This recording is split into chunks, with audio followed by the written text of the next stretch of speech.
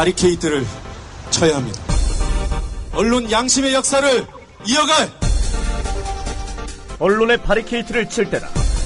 YTN 해직 기자 노정면의 뉴스바.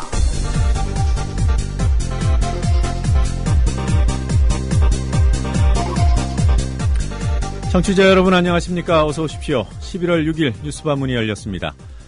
오늘 여러분이 맛보게 되실 뉴스 메뉴들부터 설명해드리겠습니다. 통합진보당을 아예 해산시켜달라고 정부가 헌법재판소에 요청했습니다. 종북에 물든 정당으로부터 국민을 보호해야 한다고 합니다. 시대의 시계를 얼마나 되돌려야 직성이 풀릴 정권일까요? 통합진보당 이상규 의원 만나보겠습니다. 문재인 의원이 오늘 오후 검찰에 소환됩니다. 사실상 수사를 마쳤다는 NLL 대화록 사건. 검찰은 정말 조사할 것이 있어서 불렀을까요? 아니면 대선이 불공정하다고 했던 것에 대한 정권 차원의 목리일까요? 노무현재단 김경수 봉화사업본부장 전화 연결할 예정입니다. 뉴스의 재구성에서는 국군사이버사령부의 대선 개입 활동과 관련한 국방부 장관의 발언, 대남 심리전도 정당한 업무라는 김관징 장관의 발언을 소개합니다. 오늘 시사애너그램 공갈의 주제는 희망입니다. 암울한 상황이 오히려 환한 미래를 밝히게 된다는 희망의 메시지를 만들어 보겠습니다. 암울한 상황을 만든 장본인에게는 아주 특별한 선물을 선사합니다. 잠시 후에 뵙겠습니다. 맞벌이 직장맘 초동맘이세요? 아이와 떨어져 있어 늘 미안하고 불안하시죠? 게다가 진짜 이쁜 딸이라면 이젠 걱정하지 마세요. 휴대폰 속 엄마의 관심, 스마트 보디가드가 있습니다. 우리 아이의 실시간 위치, SOS 긴급 호출, 고민 검색어에 아이를 괴롭히는 학교폭력 문자까지 부모님 휴대폰에서 다 보실 수 있습니다. 늘 지켜주겠다던 다짐, 스마트 보디가드로 표현하세요. 떨어져 있어도 아이가 보입니다. 휴대폰 속 엄마의 관심, 스마트 보디가드를 구글에서 설치하세요. 맞벌이 직장맘 초동맘을 위한 첫 달 무료 이벤트.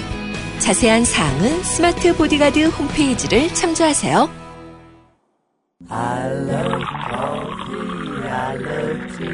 500원으로 즐기는 나만의 커피. 원두 쇼핑몰 헝그리 커피. 최정상급 로스터가 1년 이하 최고급 뉴크롭 생두를 로스팅해 즉시 배송해드립니다. 대량 구매 시 가격이 할인됩니다. 검색창에 헝그리 커피를 검색하세요. 헝그리커피.com. 헝그리 커피에서 원두를 구매하시는 분들께는 차량용 국민TV 스티커 2매를 함께 보내드립니다.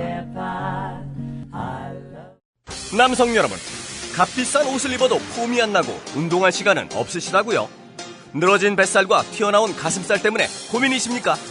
입는 순간 경험하시게 될 서프라이즈! 바디뷰 프리미엄은 고가의 스포츠웨어에 쓰이는 아쿠아엑스 원사를 사용, 최첨단 공법으로 탁월한 보정력과 신축성, 가공할 흡수력을 겸비했습니다.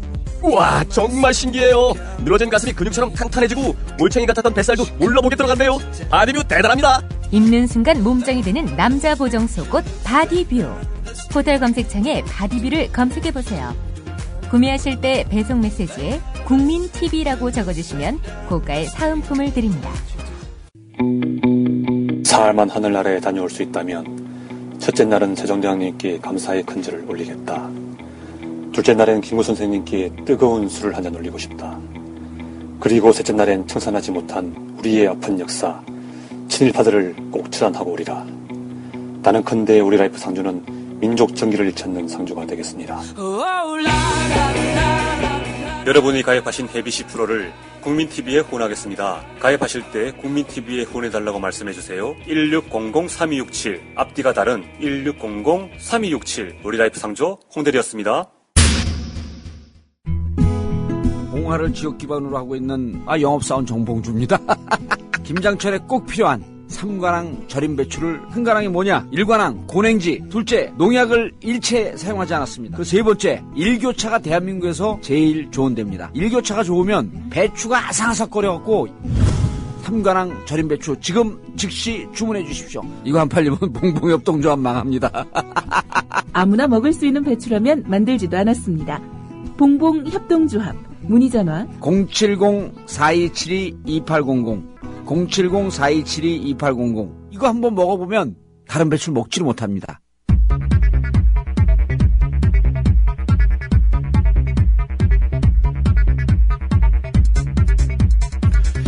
주요 뉴스들 몇 가지 간추려 보겠습니다.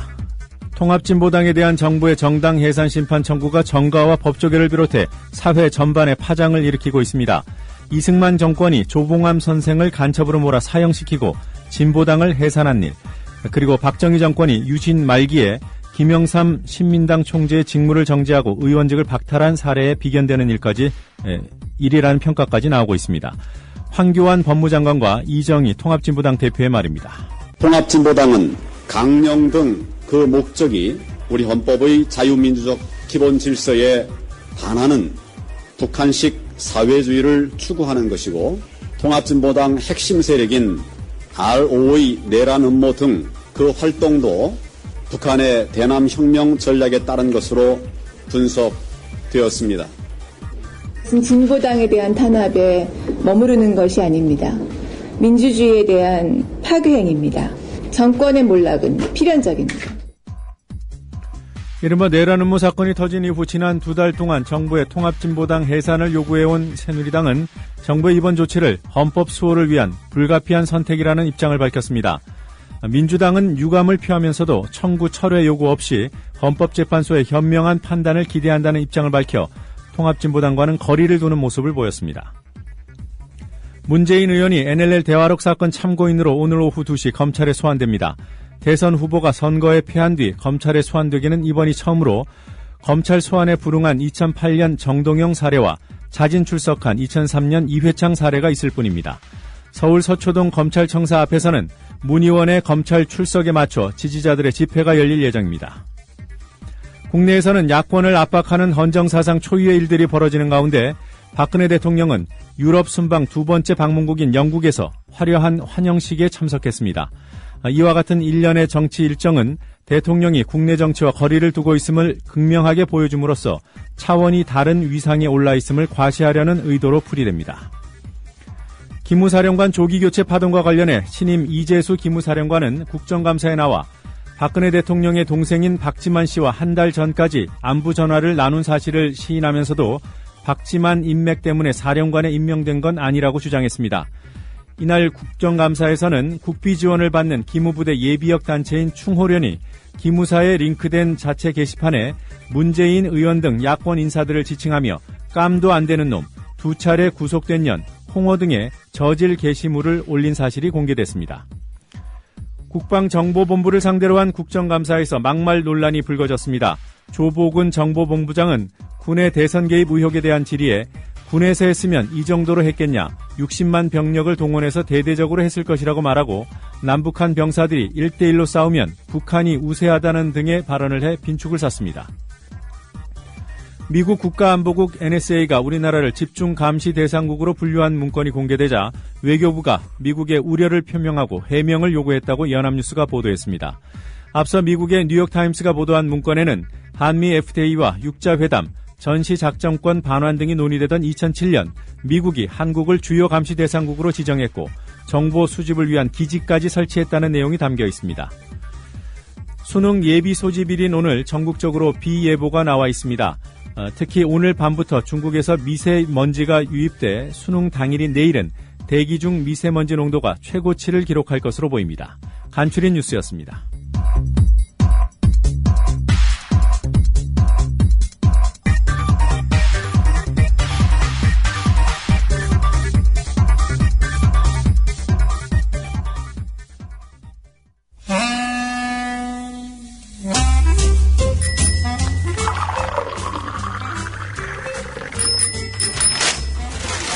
아침 신문 귀로 읽으세요. 김영민의 조간 브리핑. 네, 오늘 아침 신문들 살펴보는 조간 브리핑 시간입니다. 김영민 PD와 함께합니다. 안녕하세요. 네, 안녕하십니까. 자, 오늘은 사설부터 보시려고 합니까? 예, 그렇습니다.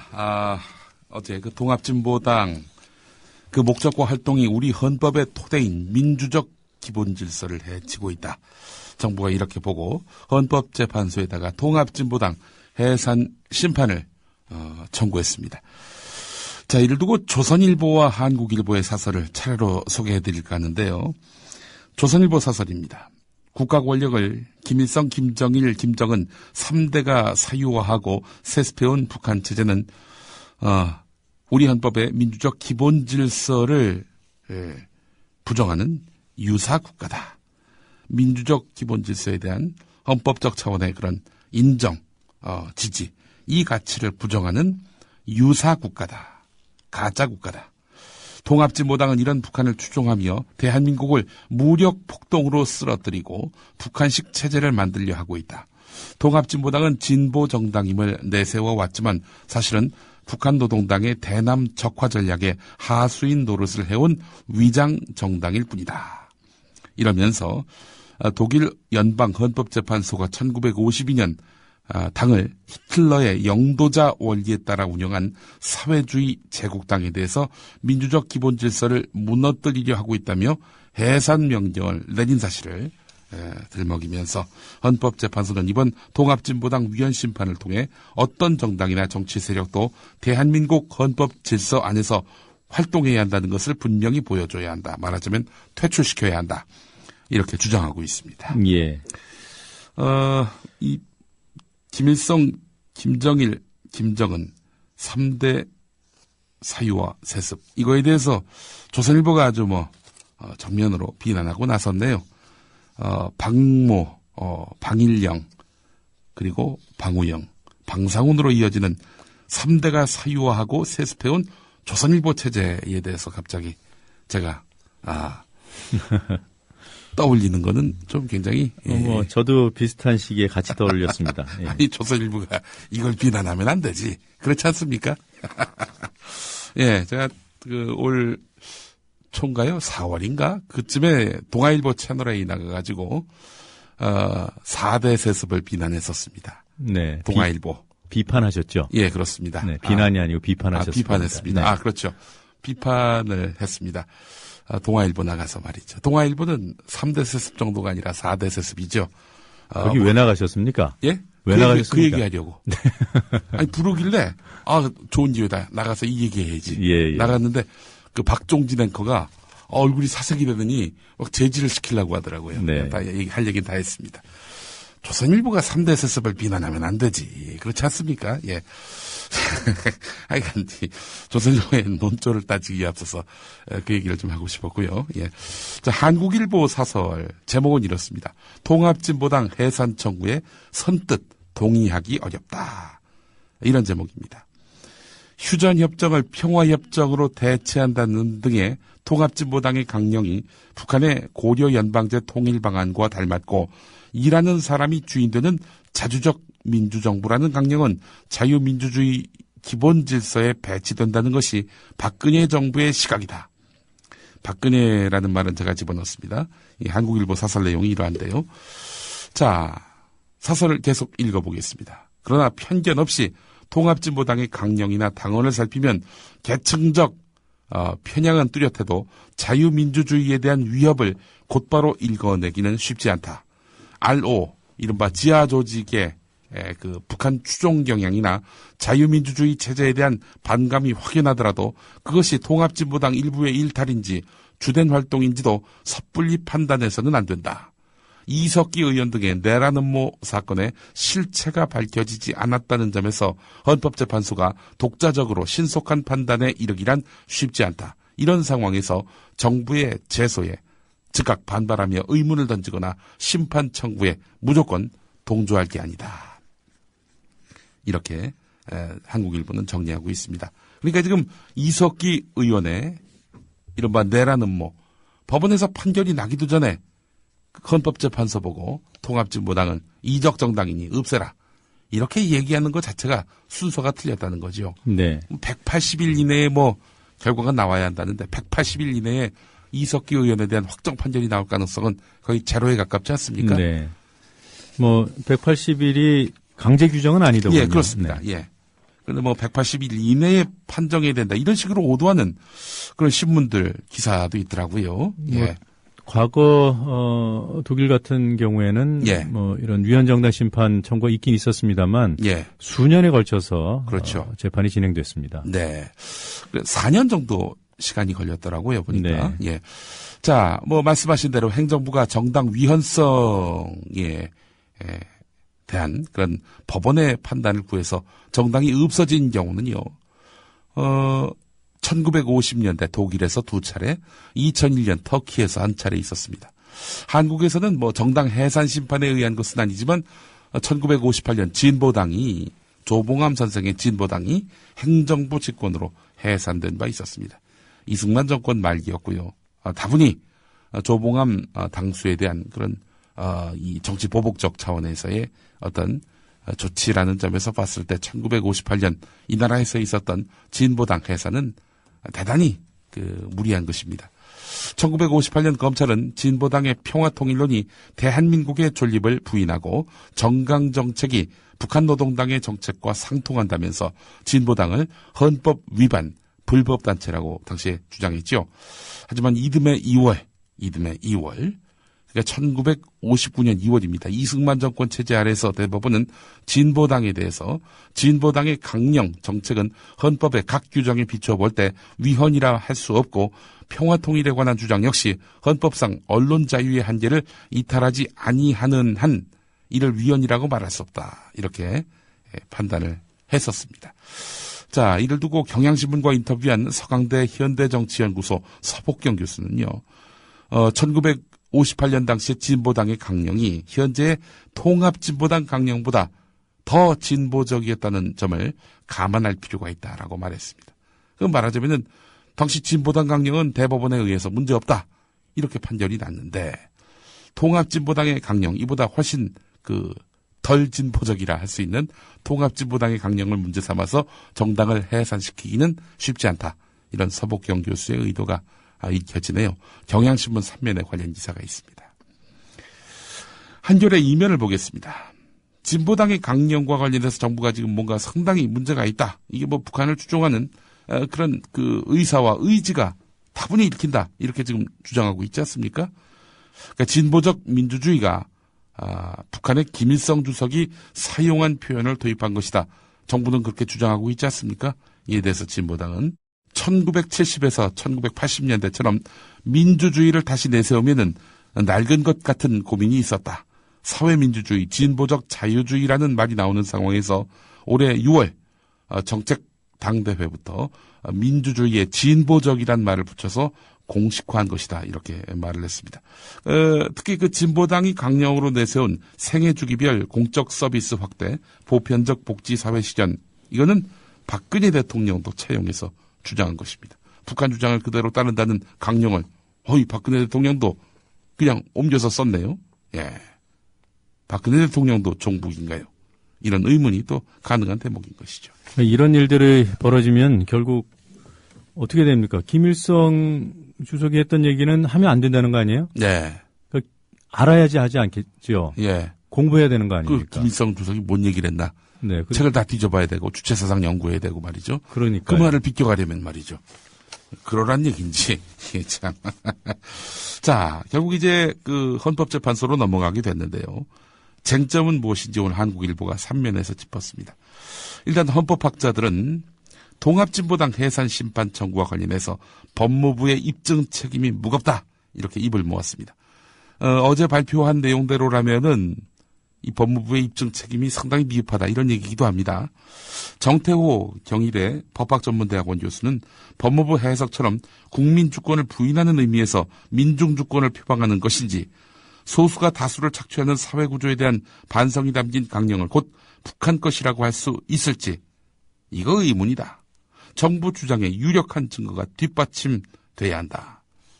이렇게 지적했습니다. 전학선 한국외국어대 법학전문대학원 교수도 실제 사유재산제나 국민주권주의를 부정한다면 위헌이 명백하지만 강령이나 당내 문제에서의 표면적 표현이 북한과 같다고 곧 위헌이자 해산 사유가 될 수는 없다. 헌법재판소에서 통합진보당의 구두변론과 법무부의 제시근거 등을 꼼꼼히 검토해야 할 것이다. 이렇게 밝히고 있습니다.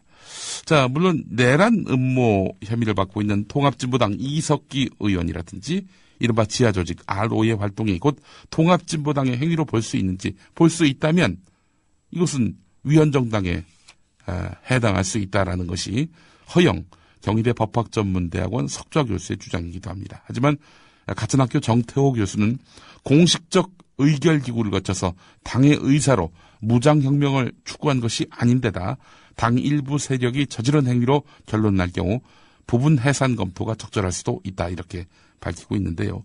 자, 그렇다면은 순서는 지금 이석기 의원 등의 내란 음모 혐의 재판 이게 끝나야 된다는 거 아닙니까? 끝나야 그 다음에 무슨 이것을 근거로 해가지고 당을 완전히 해산할지 부분 해산해야 될지 이런 것들이 가늠돼야 할 텐데 이 부분과 관련해서 한상희 건국대 법학전문대학원 교수는 관련 재판이 진행 중인데 위헌정당 심판을 신청한 것은 기본 중에 기본을 지키지 않은 것이다. 법무부가 정치적으로 접근해서 국면 전환이나 이렇게 획책하고 또 흔들리는 황교안 장관의 입지를 굳히기 위해서 이렇게 시기를 택한 것 아니냐. 이렇게 정치적 의도를 의심하고 있습니다. 자, 정부는 과연 왜 심판 청구를 했을까? 법무부가 팀을 꾸려서 2달 동안 머리를 싸매고 내놓은 결과가 바로 어제 발표라고 합니다. 자, 한겨레는 통합진보당에 종북딱지를 붙이려고 갖다 붙인 억지들이 역력하다. 이렇게 평가하고 있습니다. 자, 그 심판 청구서 내용을 보니까 기가 막혔던 부분은 이겁니다. 법무부는 정당 해산 심판 청구의 필요성에 대한 국민적 공감대가 조성됐다면서 여론조사 결과와 헌법학 권위자의 의견을 근거로 해서 제시했는데 그 여론조사의 공정성을 담보하려면은 외부기관에 별도로 정부가 용역을 맡기는 게 상식인데 TV조선, JTBC, 문화일보 세 곳의 조사 결과를 보니까 정당 해산 심판 청구에 찬성하는 의견이 모두 60%대를 웃돌았다. 따라서 이러니 여론은 통합진보당의 그 해산을 원하는구나. 이렇게 판단했다는 겁니다. 정점식 법무부 위헌정당 단체 관련 대책 TF팀장이 이렇게 말을 했다는 겁니다. 헌법학자 5명의 의견을 수렴해놓고 대한민국의 헌법학자가 5명뿐입니까? 그래놓고는 마치 대부분의 헌법학자가 정당 해산 심판 청구에 동의한 것처럼 이렇게 꾸민 것이죠. 오늘 앞서 소개한 한국일보뿐만 아니라 상당수 보수 언론들도 이 당 해산과 관련해서는 법무부의 입증 책임이 상당하다. 지금 발표 내용만으로는 이 정당 해산이 과연 가능할지 의문이다라는 의견을 균형 있게 싣고 있습니다. 그런데 정부가 만났다는 이 헌법학자 5명은 해산이 가능하다 이렇게 얘기했다는 건데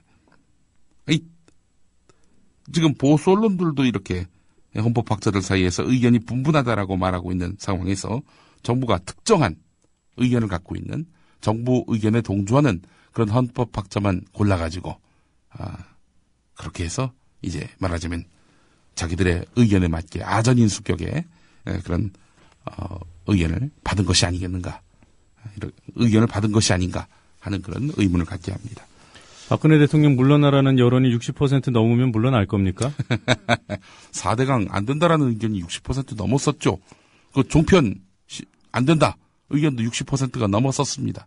여론에 따라서 할 일이 있고 아닐 일이 있죠. 이게 그리고 또 TV조선, JTBC, 문화일보, JTBC가 요즘에는 그렇지 않다라는 얘기도 있습니다만은 한쪽으로 좀 쏠려 있는 듯한 그런 언론사들의 조사 결과만 갖고, 민간 조사 결과만 갖고 정부가 이런 식의 무시무시한 당 해산. 네, 어제 JTBC 여론조사 결과는 둘 다 찬반이 공이 40%대로 나왔어요. 예. 거의 비슷하게. 예. 아마 그때 그 여론조사 결과와 지금의 여론조사 결과가 다른 부분은 정부가 이렇게 대놓고 당 해산을 권력적 위력에 의해서 밀고 가는 것에 대한 반발이겠죠. 정부가 할 일은 아니라는 국민들의 시각, 그런 것들이 어제 40대 40으로 40대 40 여론조사 결과로 반영된 것이 아닌가 이렇게 풀이할 수 있을 것 같습니다. 자, 박근혜 대통령 지금 외국에 나가 있는데요. 이 사안과 관련해서는 어떤 입장일까? 한겨레가 박근혜 대통령의 동선 또 움직임을 예의주시하면서 결국 박근혜 대통령이 결재했기 때문에 정부가 발표한 거 아니겠습니까?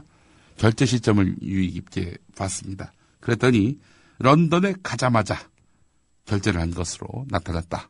이렇게 전하고 있습니다. 자, 가자마자 런던에 도착해서 숙소로 이동한 직후 전자 결재를 한 것으로 보인다. 오늘 한겨레가. 지금 무슨 비밀 작전입니까? 안건을 보통 국무회의 안건은 전에 공지가 되잖아요. 예. 근데 없었습니다. 이 안건이 없다가 현장에서 긴급 안건으로 상정이 됐고, 물론 이 황교안 법무부 장관이 상정을 요청을 했죠. 네. 그래서 아주 전광석화처럼 의결이 됐다는 거 아니겠습니까? 예, 그렇습니다. 당연히 대통령의 재가를 얻었을 텐데 이게 일부러 시점을 맞춰서 직전에 재가를 받은 것인지 아니면은 출국 전에 이미 다 얼개가 짜져 있었던 것인지 이렇게 중요한 일을 갑작스럽게 하지는 않았을 것 같고요. 여러 가지로 의문이 많이 제기되는 그런 의결 과정도 그런 상황이고 황교안 법무장관은 이런 일 도맡아 하려고 법무장관 하는 것 같아요. 네, 그렇습니다. 그게 이 양반의 존재의 의미일 수도 있을 겁니다. 하는 행태를 봐서는 이렇게 무능하고 검찰 일선 조직 막아주지도 못하고 자리만 보존하고. 자, 한겨레 오면을 보면은 정부가 왜 해산 심판 청구를 했을까? 그 정치적 의도를 주목한 내용이 있습니다. 이번 심판 청구는 박근혜 대통령이 국민통합 대신 통합진보당 정당 지지자들을 희생 삼아서 초대형 종북 논쟁 카드를 꺼내든 것으로 볼 수 있다. 박근혜 정부는 지난 6월 이후 위기 국면이 닥칠 때마다 당정청이 돌아가면서 종북 논쟁을 터뜨리는 방식으로 보수 우익 이념에 기반을 둔 국정 운영의 틀을 공고화시켰다. 내년 6월 지방선거를 앞두고 이념 편가르기를 노린 듯 보인다라는 것이 한겨레의 시각입니다. 네. 상식이 있다면 다 그렇게 생각하겠죠. 동아일보 6면을 보겠습니다. 이미 나온 이야기 같기도 한데 앞선 보도와는 좀 뭔가 다른 부분이 있습니다. 좀 더 디테일하다라는 겁니다. 국군기무사령부가 장경욱 전 사령관이 재임할 당시 일부 주요 야전 지휘관의 부적절한 처신을 확인하고 주의와 경고를 요구하는 내용의 보고서를 청와대에 올린 것으로 확인됐다는 겁니다. 군 인사에서 임명된 지 6개월 만에 전격적으로 교체된 장경욱 전 사령관 아닙니까? 김관진 국방부 장관의 인사 문제와 함께 야전 지휘관들의 불합리한 행태를 청와대에 직보했다는 점에서 또 다른 파장이 예상이 됩니다. 자, 당연히 할 일을 했는데 왜 이것에 대해서 장경욱 사령관이 철퇴를 맡게 됐느냐? 군 일각에서는 육사 37기 인사들이 보고서에 거명된 것이 장경욱 사령관의 전격 교체에 영향을 준 것 아니냐라는 얘기도 나온다. 이 부분이 주목됩니다. 기무사가 박근혜 대통령 남동생 박지만 씨와 육사 동기인 37기 출신 일부 지휘관의 불합리한 행태를 이렇게 들춰냈다가 부메랑을 맞았다는 관측입니다. 김관진 장관의 문제점을 고발한 것이 문제가 아니라 박지만 씨와 동기인 육사 37기의 이런 일부 지휘관들을 장경욱 사령관이 문제 삼았더니 부메랑을 맞았다. 이런 얘기입니다. 영린을 건드렸다는 얘기군요. 그렇죠. 정치인 연예인들과 자주 술자리를 가졌다. 이 37기 일부 지휘관들이 이런 내용인 것 같습니다. 자, 야권 일각에서 요즘 이런 말이 나옵니다. 만사재통. 지난번에 만사형통이란 말이 있었죠. 모든 일은 형 이상득 의원을 통해서 가능하다. 만사재통. 여기서 재는 바로 동생 재자 아닙니까? 형제할 때 재해서. 그래서 이제 모든 일은 동생으로 통한다. 야권에서 이런 얘기를 하고 있는데요. 또 누나회라는 또 이름도 있네요. 하나회 패러디한 단체인가요? 누나배입니다. 박지만 씨의 누나가 바로 박근혜 대통령임을 빗댄 것이라는 뭐 이런 표현인데요. 자, 일각에서는 결국 박지만 씨 동기를 겨냥한 탓에 장경욱 사령관이 철퇴를 맞았다. 아, 박지만 씨의 이름이 정권 초부터 참 많이 거론되네요. 불행한 일입니다, 이거는. 자, 조보군 국방정보본부장이 국정감사, 비공개로 열린 국방정보본부에 대한 그런 국정감사장에서 군이 만약에 선거에 개입하려 했으면 60만 원을 동원해서 엄청나게 했을 것이다. 이 정도로 엉성하게 있겠느냐.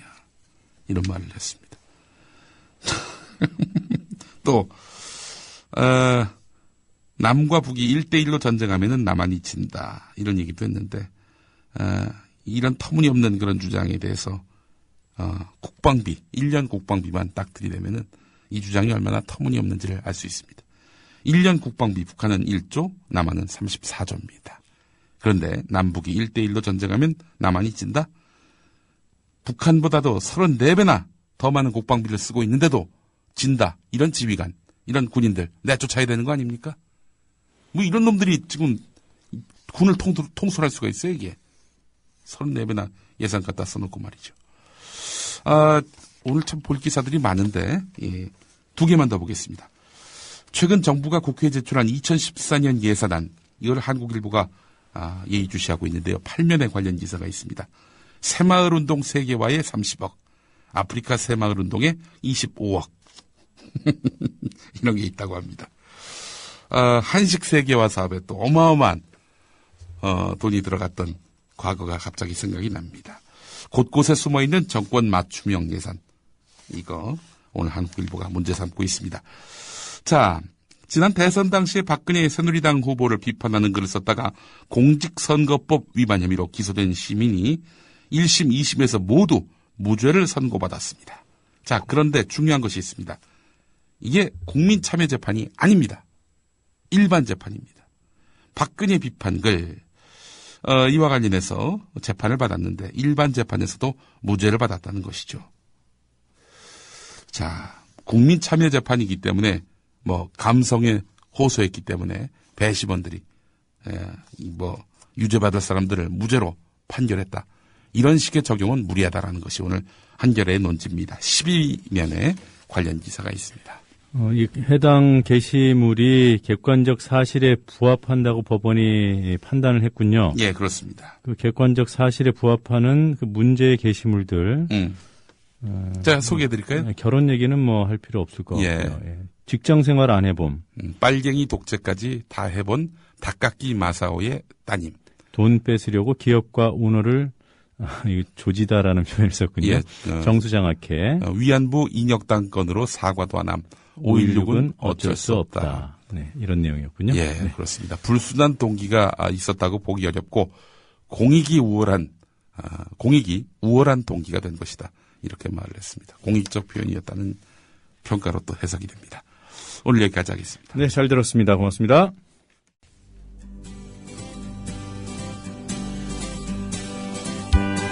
막간 퀴즈입니다.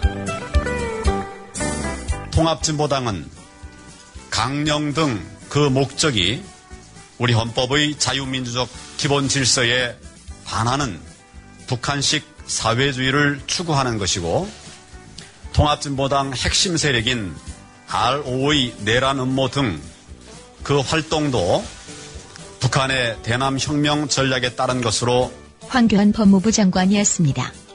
정부가 통합진보당을 해산해달라고 청구했습니다. 정부가 해산을 청구한 곳은 어디일까요? 1번 청와대 비서실, 2번 국가정보원, 3번 헌법재판소, 4번 서울중앙지검. 답을 아시는 분은 정답과 함께 연락 가능한 이메일을 적어주세요. 세 분을 선정해 기념 음반을 보내드립니다.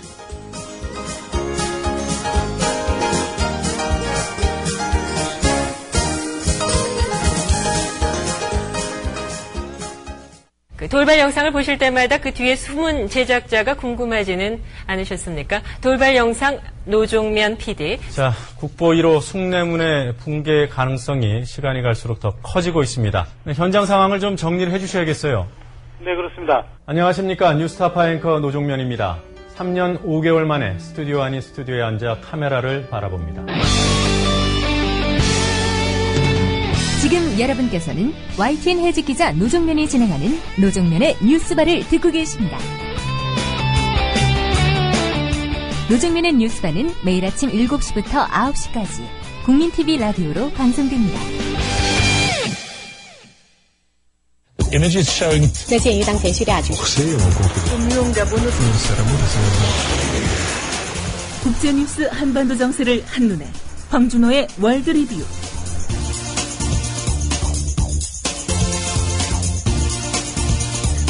네, 국제뉴스 알아보는 시간입니다. 밤사이 어떤 뉴스들 들어와 있는지 국제뉴스 전문 캐스터 황준호 기자와 함께 알아보도록 하겠습니다. 황 기자님 안녕하세요. 예, 안녕하십니까. 자, 오늘은 점점 커지고 있는 세계 용병 산업에 관한 기사부터 살펴보겠습니다. 용병 고용을 비롯해서 전 세계 민간 보안 산업이 계속 성장하고 있고 그러면서 인권이라든지 민족 자결권에 대한 위협도 커지고 있다. 이런 보고서가 유엔 총회에 제출됐습니다. 세계 민간 보안 산업이 연간 7.4%씩 성장을 하면서 2016년이 되면 약 259조 원 규모가 될 거라는 내용이었습니다. 용병들은 중동, 아프리카 같은 데서 주로 활동을 하고 있는데요. 단일 국가로는 미국이 이 부분에 돈을 가장 많이 쓰는 걸로 나타났습니다. 미국은 연간 약 146조 원을 민간 보안에 쓰고 있고 상당 부분이 이라크와 아프가니스탄에 투입되고 있습니다. 또 석유업체 시설이라든지 소말리아 해상의 배를 보호하는 일, 이런 것들이 보안업계의 새로운 시장으로 부상하고 있다고 합니다. 네. 인권 문제는 어떤 겁니까? 용병이란 건 정규군이 아니니까 국제전쟁법이라든지 또 포로 관련 규약, 이런 것에 크게 구애를 받지 않으면서 용병들이 피해를 주는 부분이 있고 또 반대로 피해를 당하는 경우도 있습니다. 라이베리아가 고용한 용병들이 코트디부아르에 가서 살인, 방화, 강간, 절도 이런 것들을 저지른 일이 있었는데요.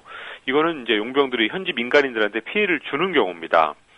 그리고 재작년에 리비아 사태 때는 카다피가 동유럽이라든지 아프리카 같은 데서 용병을 모집해서 전투했었는데 그중에서 7, 8천 명이 아직도 리비아에 구금된 상태에서 고문을 받는 일이 비일비재하다고 합니다. 이거는 용병이라서 피해를 더 많이 당하는 경우라고 볼 수 있을 것 같습니다. 네.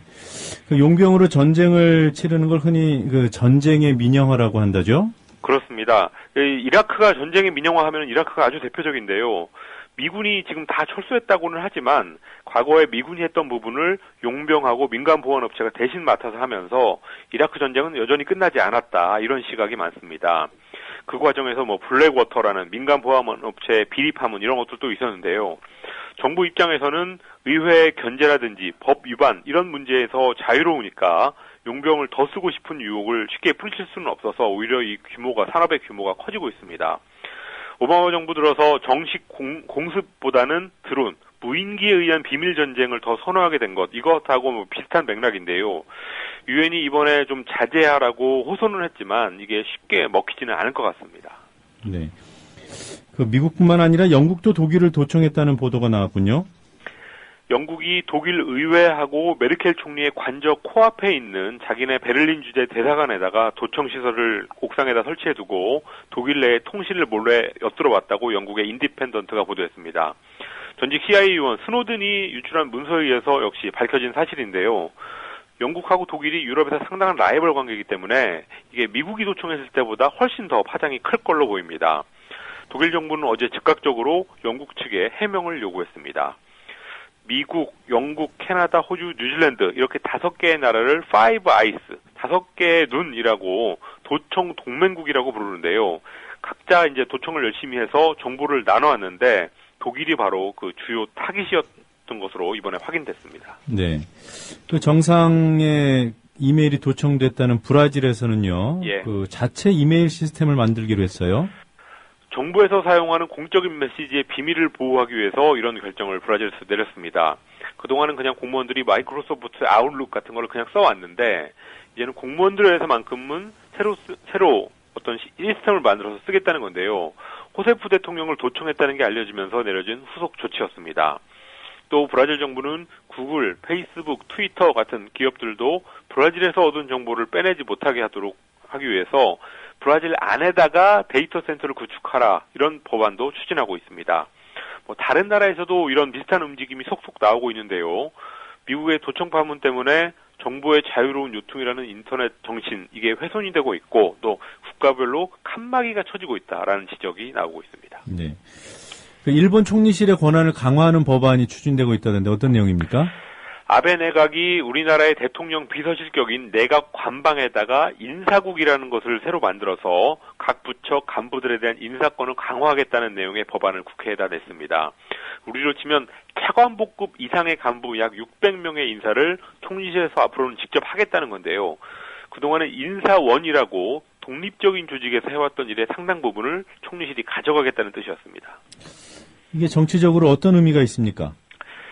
일본에서는 관료의 힘이 굉장히 세서 관료 주도의 정치가 일본 정치의 아주 중요한 특징이었는데 이제는 인사를 정치 영역에서 주도하면서 정권의 정책이 원활하게 반영되도록 하겠다 이런 의도라서 일단 개혁적인 측면이 있습니다. 과거 민주당 정권 시절에도 관료들의 저항이 있더라도 정치 영역의 주도성을 확보하겠다라는 것을 강조했던 적이 있었습니다.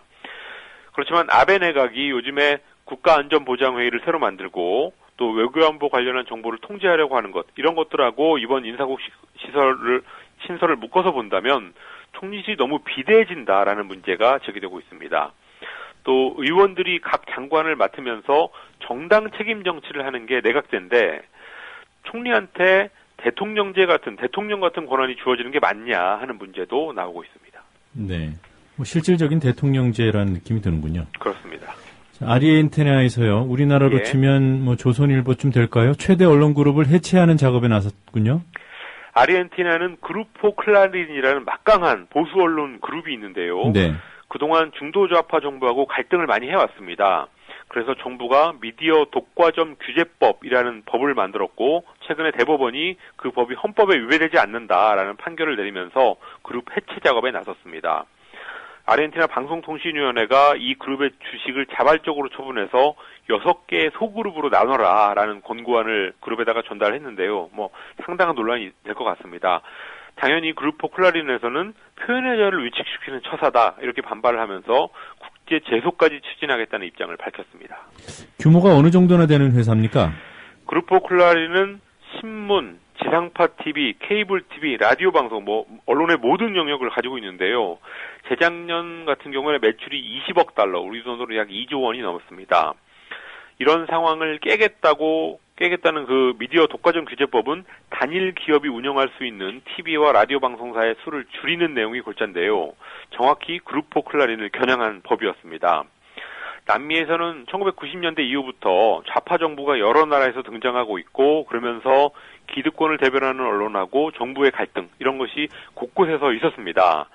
대표적으로 베네수엘라에서는 차베스 시절에 RCTV라고 그 아주 선정적이고 또 철저히 자본의 편에 서는 민영 방송에 대한 면허 갱신을 그 차베스 정부가 거부하면서 큰 논란이 있었는데요.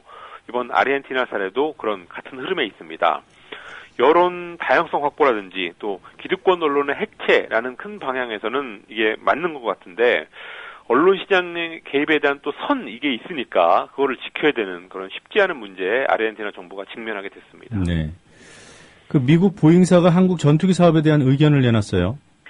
한국 공군이 차세대 전투기 사업을 원점에서 재검토하기로 했는데 미국의 보잉사가 그 경쟁사인 로키드 마틴의 F-35하고 또 자기네 회사인 F-15 사일런트 이글 이것을 섞어서 사는 게 어떠냐라는 제안을 내놨습니다. 어제 미국에서 기자간담회를 했는데요. 한국이 원하는 스텔스 기능이 마련되려면 시간이 오래 걸리니까 일단 자기네 F-15 사일런트 이거를 먼저 사고 나중에 그 스텔스가 되는 로키드 마틴의 F-35를 사라 이런 제안을 했습니다. 몇 대씩 사라는 숫자까지도 제시를 했는데요. 자기네 상품을 팔려고 하는 의지를 보이는 건 이해할 수 있지만 한 나라의 국방 정책, 무기 획득과 관련된 문제를 기업이 이렇게 가이드라인을 내놓는 게 과연 적절하느냐 이런 점에서 비판을 피할 수 없어 보입니다. 이런 게 통할 거라고 보는 그 미국 군산복합체의 시각. 그래서 아마 이런 기자간담회를 말하는 게 아닌가 싶습니다. 예, 뭐 나아가서 이런 게 통할지도 모른다고 우리가 우려해야 되는 현실이 참 안타깝습니다. 그렇습니다. 예, 오늘도 여러 가지 소식 잘 들었습니다. 고맙습니다. 감사합니다.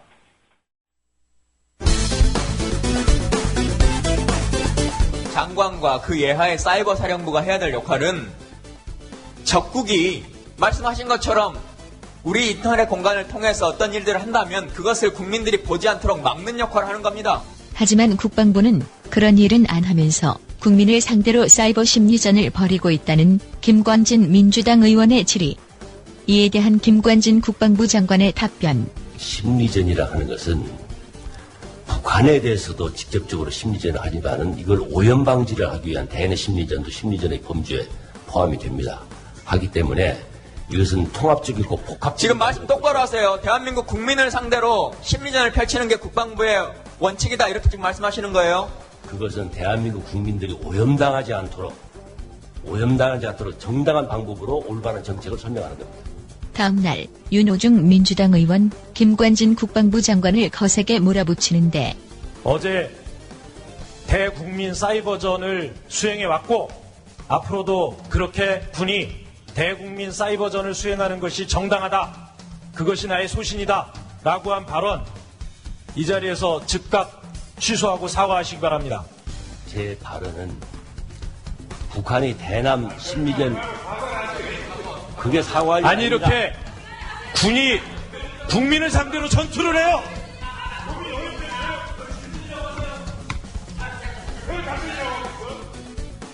그 문제는 제가 사이버전이라고 이야기한 적이 없고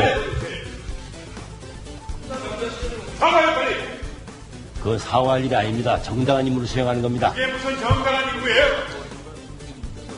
국민을 상대로 총 쏘고 정당하다 이렇게 얘기할 거예요? 이것은 남북한의 이념 대결 현장에서 우리 국민을 보호하기 위한 거라고 했지 않습니까? 이념 대결은 이념 대결을 담당하는 부서가 있는 거예요. 군인은 국경을 지켜야죠. 그 의원님께서 잘못 알고 계시는 겁니다. 사과하세요. 그 사과할 일 아닙니다. 이것은 사이버전이라는 것은 여러분들이 생각하는 식으로 우리가 국민을 호도하거나 하는 게 아닙니다. 잘못된 선전선동을 차단하게 한 조치입니다. 잘못된 선전선동을 막기 위해 정당하게 했다는 대국민 사이버 심리전의 글들. 어떤 것이 있었을까? 다시 이야기해 군사이버 사령부 요원이 대선 때 쓴 글. 민주당은 국군 통수권자로서 대통령 자격이 안 된다. 리트윗.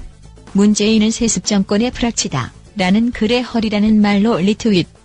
이정희에게 정책이 없다는 비판 글에 이정희에게 정책이 있을 리 만무하지요. 북쪽 정부에서 내놓은 것 같다고 의견 첨부. 안철수가 친서민 인척한다는 글에는 정치하는 사람들이 서민 대변하는 것 같지만 다 부자다. 서민을 대변할 수 있나라고 비난. 박근혜 후보와 관련한 글에서는 박정희 대통령이 오직 일에만 집중했다고 한 글, 이 글에 인정할 건 인정해야죠라고 의견 첨부. 이것은 사이버전이라는 것은 여러분들이 생각하는 식으로 우리가 국민을 호도하거나 하는 게 아닙니다. 잘못된 선전선동을 차단하게 한 조치입니다. 윤호중 의원, 끝내 이런 말까지 하는데. 정치 개입한 군인의 딸이 대통령이 됐다고 대한민국 국군이 이렇게 나와도 되는 겁니까?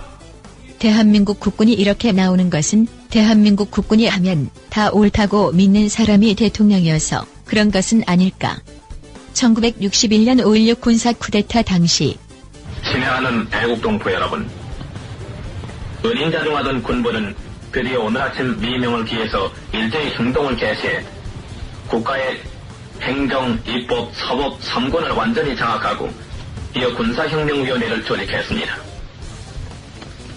군부가 골기한 것은 부패하고 무능한 현 정권과 기성 정치인들에게 이상더 국가와 민족의 운명을 맡겨줄 수 없다고 단정하고 백적간도에서 방황하는 조국의 위기를 극복하기 위한 것입니다.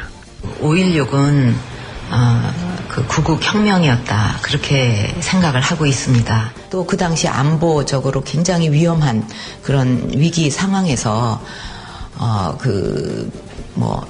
돌아가신 아버지로서는 그 불가피하게 최선의 선택을 하신 것이 아닌가. 또 그 후에 나라 발전이라든가 오늘의 한국이 있기까지를 돌아볼 때 5.16이 그 어떤 초석을 만들었다. 오늘의 한국이 있기까지의 그런 걸 볼 때 바른 판단을 내리셨다고 생각을 합니다.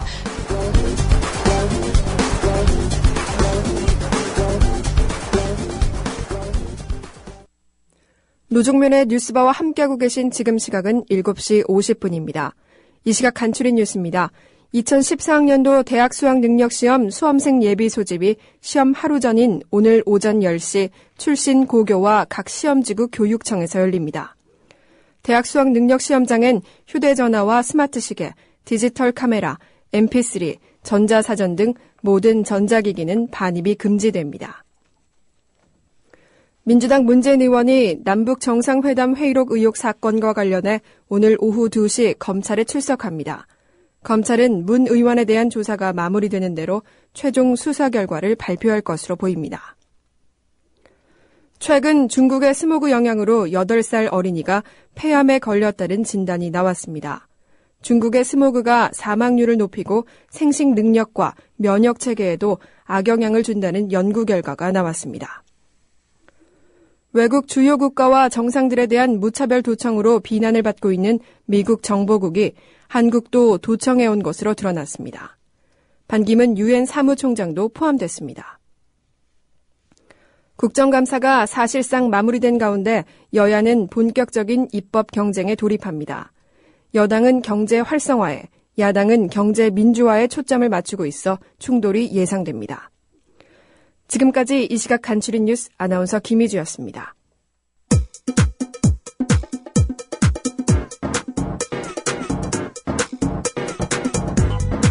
노정면의 뉴스바. 이제는 이슈 탐험입니다. 정부가 통합진보당을 해산해달라며 헌법재판소에 정당 해산 심판 청구안을 제출했습니다. 청구인은 황교안 법무장관을 대표로 한 대한민국 정부로 되어 있습니다. 정부는 정당 활동 정지를 요구하는 가처분 신청도 함께 제기했다고 합니다. 국민을 종북 세력으로부터 보호하기 위한 조치라는 것이 정부의 설명입니다. 통합진보당 이상규 의원 전화 연결돼 있습니다.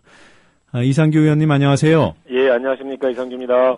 설마 했는데 결국 정부가 칼을 빼들었습니다. 이런 상황을 예상하셨습니까? 아니요, 이렇게까지 나올 줄은 몰랐고요.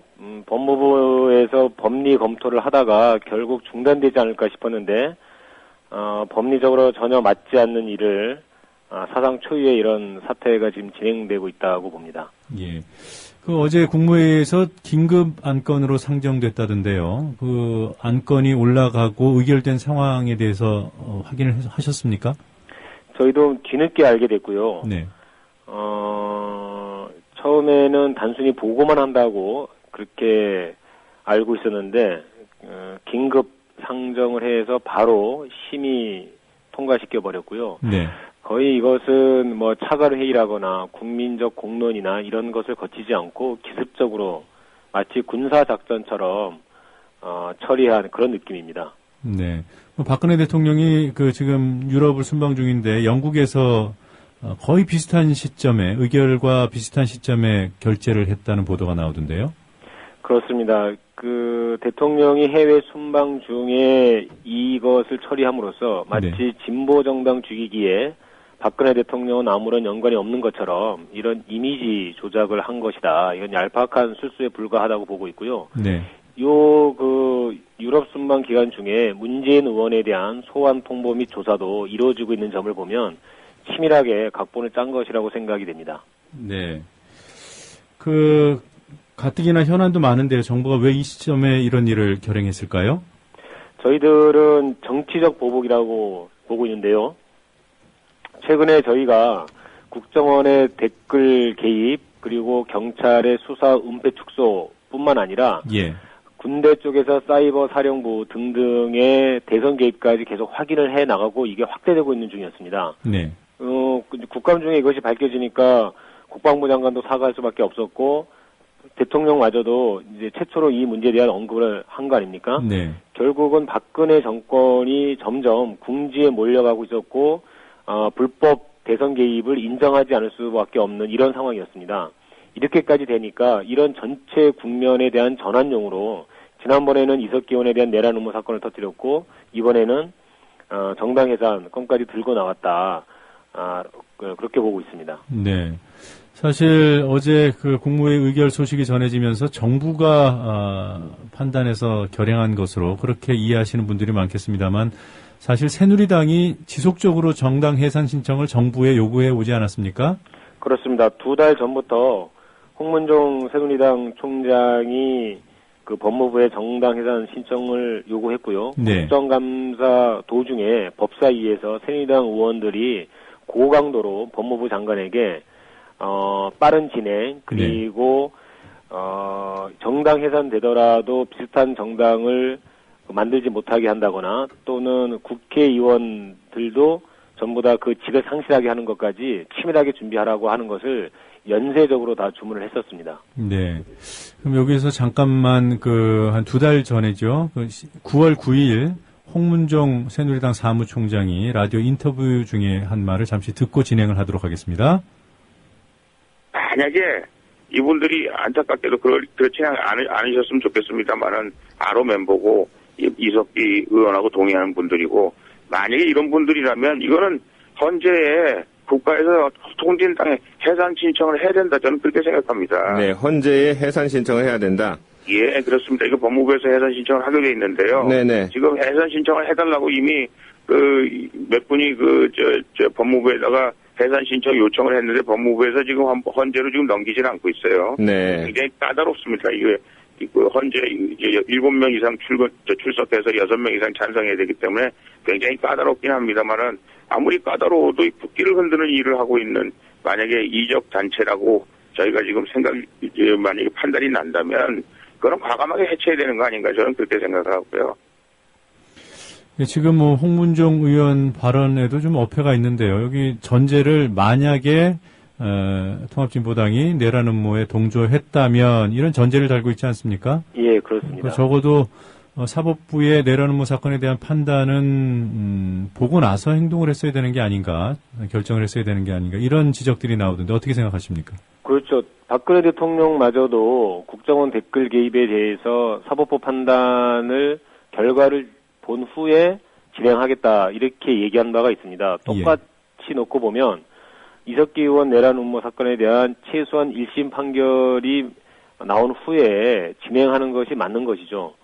더군다나 그 국정원의 녹취록 자체가 180도로 뒤바뀌는 이런 녹취록 왜곡이 있었다고 하는 것이 얼마 전에 언론 보도에 또 나온 바가 있습니다. 예. 이런 것을 놓고 보면 내란 음모 이 재판하고 헌법재판소에 제소한 정당 해산 청구 이 두 가지를 서로 쌍끌이식으로 서로가 영향을 주게 하면서 이걸 같이 끌고 가려고 하는 것이 아닌가. 어느 한쪽이 유죄 판결이 나지 않더라도 다른 하나를 가지고서 진보당 죽이기를 하려고 하는 이건 어떤 상식 또는 진실에 기초한 것이 아니라 전면적인 진보당 죽이기 정치 탄압이라고 할 수밖에 없죠. 예.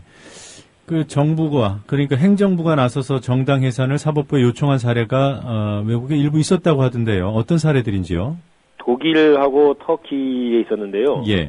이제, 터키는 정교 분리를 선언한, 속에서 이것을 반대하고 이슬람 신정주의를 표방하는 당에 대해서 해산한 경우가 있었고요. 네. 독일은 나치를 경험했기 때문에 이 나치 당의 어떤 재현, 그것이 다시 나타나는 것을 막는 차원에서 사회주의 제국당이라고 하는 것도 있었고 신나치주의 정당 출현을 막는데 또는 이제 이런 구구 정당뿐만 아니라 극자 정당을 막는데 이 해산 시도를 한 바가 있습니다. 네.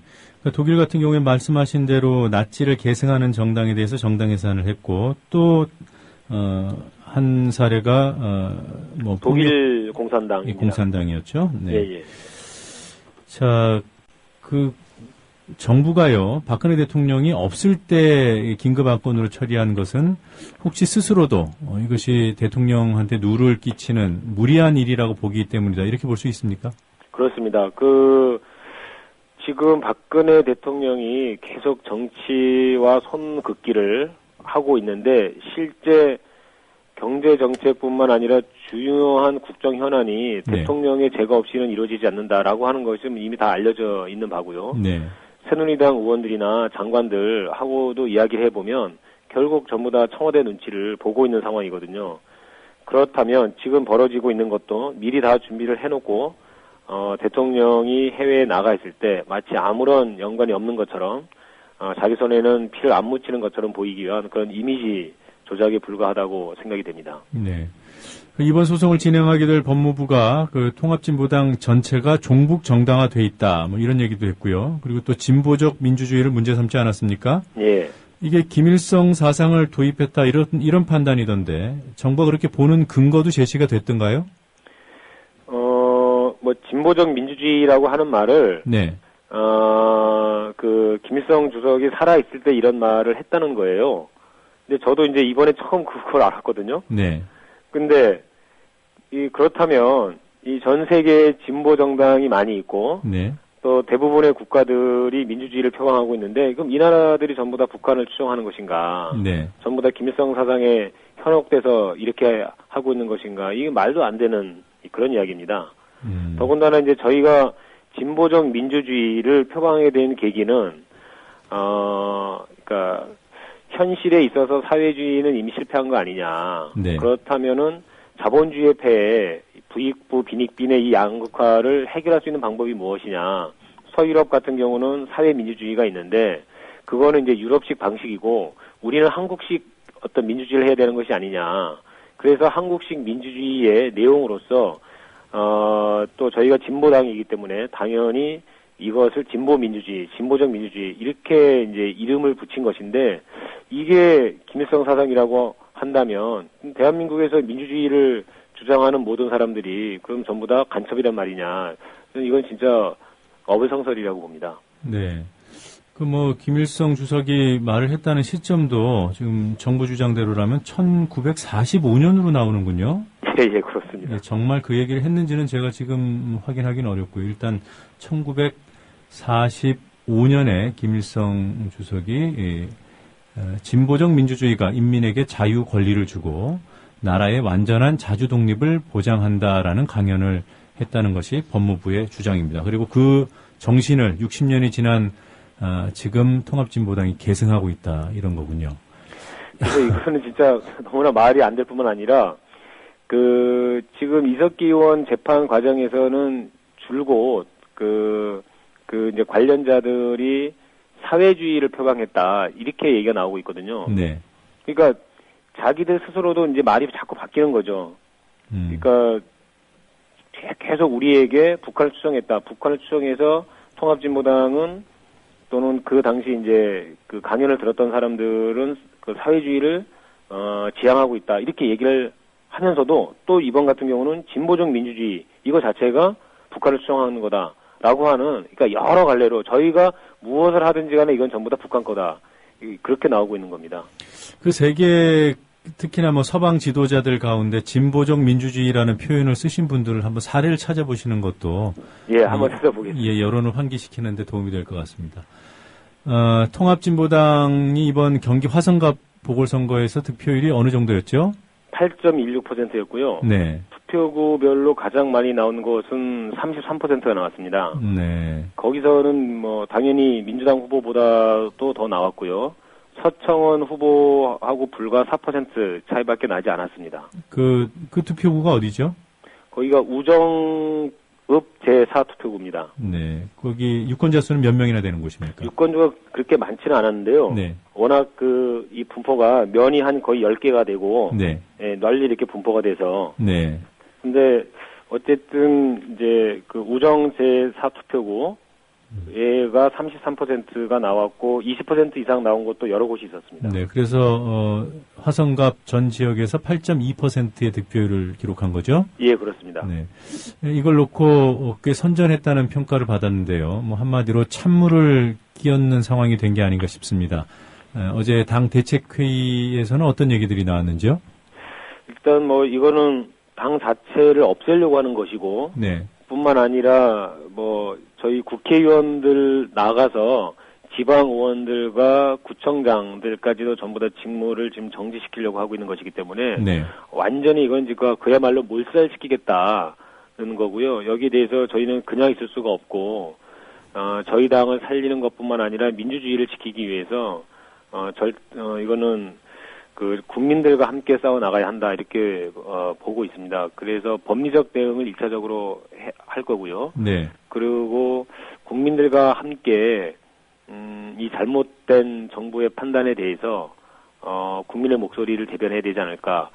당장 오늘도 이제 기자회견, 시청에서의 정당 연설회가 계속 이어지고요. 지금 어젯밤에도 경찰과 일부 충돌이 있긴 했는데 천막을 칠 수가 없는 상황이고 그렇다면 그냥 천막 없이 노숙을 진행할 그럴 생각입니다. 네. 그 법리적인 대응은 헌법재판소 그 청구안에 대한 그렇죠. 거기에 대한 법리적 대응입니다. 네. 그거 말고 뭐 공세적으로라고 표현을 해야 되나요? 아니면 좀 통합진보당에 대한 정부의 규정 이런 것이 만약에 사실과 다르다면 다른 차원의 법률 대응도 가능하지 않습니까? 그렇죠. 그러니까 이제 사실 자체를 밝히는 과정도 당연히 이제 있어야 될 건데요. 네. 그건 역시 큰 틀에서 보면은 이제 법리적 대응이라고 얘기할 수가 있고요. 네. 최근에 공무원 노조에 대해서 그리고 전교조를 법의 노조화한 것, 그 다음에 문재인 의원에 대한 소환 수사 이게 일련의 흐름이 전부 다 같이 가고 있다. 네. 그러니까 박근혜 대통령에게 반대하는 인물이라면 심지어 검찰총장이라고 할지라도 갈아칠 수 있다라고 하는 것이기 때문에요. 모든 진보 세력, 민주 세력, 개혁 세력 전체가 하나하나씩 지금 이렇게 공격을 당하고 있는 이런 상황이고 따라서 전체 어떤 그 민주주의를 원하는 모든 양심 세력의 결집이 필요한 때라고 보고 있고 이런 부분에도 힘을 가하고 있습니다. 네. 근데 지금 말씀하신 부분이 뭐 이해가 안 되는 측면은 없습니다만은 그 민주당이 내놓은 어제 입장을 보면 가능할까 이런 생각이 들어요. 어제 혹시 민주당 논평 보셨는지요? 예, 민주당 논평을 받고 좀 약하게 나가긴 했습니다. 현재 민주당이 종북 프레임 속에서 워낙에 종북으로 낙인 찍힐까봐 스스로 이제 몸을 사리고 있기 때문에 이런 경우에 보다 과감한 자기 목소리를 못 내고 있는 것이 아닌가. 그 점은 하여튼 조금 좀 유감이긴 한데요. 네. 민주당 스스로가 잘 판단해서 민주주의를 지키는데 야당으로서의 자기 몫을 할 것을 촉구하고 또 그렇게 기대를 하겠습니다. 네, 뭐 말씀하신 대로 뭐 지금 통합진보당만의 문제가 아니라고 한다면 야권 전반적인 대응이 필요하지 않겠나라는 생각이 드는데요. 뭐 현실적으로 민주당이나 또 뭐 안철수 의원 측이나 지원을 이끌어낼 방안이 있습니까? 저희들이 다각적으로 지금 이제 만나고는 있고요. 네. 오늘 저희 의원단 전원이 기자회견을 하고 삭발 당식에 들어갈 예정입니다. 그러는 과정에서 민주당 내의 양심적인 목소리가 보다 분명하게 나오기를 그렇게 바라고 있습니다. 이 의원도 삭발하시는 겁니까? 예, 뭐 저를 포함해서 의원 전원이 삭발을 할 예정입니다. 그러면 그 단식 농성장은 국회 안에 마련이 되는 건가요? 아니면 거리로 나가시는 건가요? 그렇죠. 일단은 국회에서 네. 저희가 저희의 목소리를 좀 다할 생각입니다. 네, 알겠습니다. 그 최근 있었던 이석기 의원 공판에서요. 아까 앞부분에서 이 의원께서 잠깐 언급하셨습니다만 이른바 5월 모임의 녹취록이 실제 발언과 달리 뭐 왜곡됐다, 짜깁됐다 이런 주장이 나오지 않았습니까? 예, 예. 네. 이 의원께서는 녹취 그 음성 파일을 직접 들어보셨습니까? 제가 그거를 다 듣지를 못했는데요. 네. 이제 그 중에 일부만 놓고 보면 네. 우선 이 절두산 성지 그 모인 장소 네. 그거를 결전 성지라고 한 것을 이제 초기에 저희가 확인한 거고요. 네. 이제 쭉 좀 더 이렇게 그 구체적으로 보니까 전쟁 반대 투쟁을 호소 이렇게 한 이야기를 네. 전쟁을 준비하라. 네. 구체적으로 준비하자고 한 것도 역시 또 전쟁을 준비하자. 이렇게 그러니까 전쟁 반대 투쟁을 해야 된다고 한 말을 전쟁을 하라라고 하는 걸로 이거 180도 바꾸는 거죠. 그리고 구체적으로 준비하자. 이것도 전쟁을 준비하자. 이게 모든 거를 국정원 시각에서 이들은 전부 다 전쟁을 준비하는 걸로 그렇게 되어 있구나. 그렇게 되어 있고요. 네. 국정원이 그 정보위원회에서 그 최초로 이 음성 파일의 한 1분 정도 가량을 이제 공개한 바가 있는데요. 네.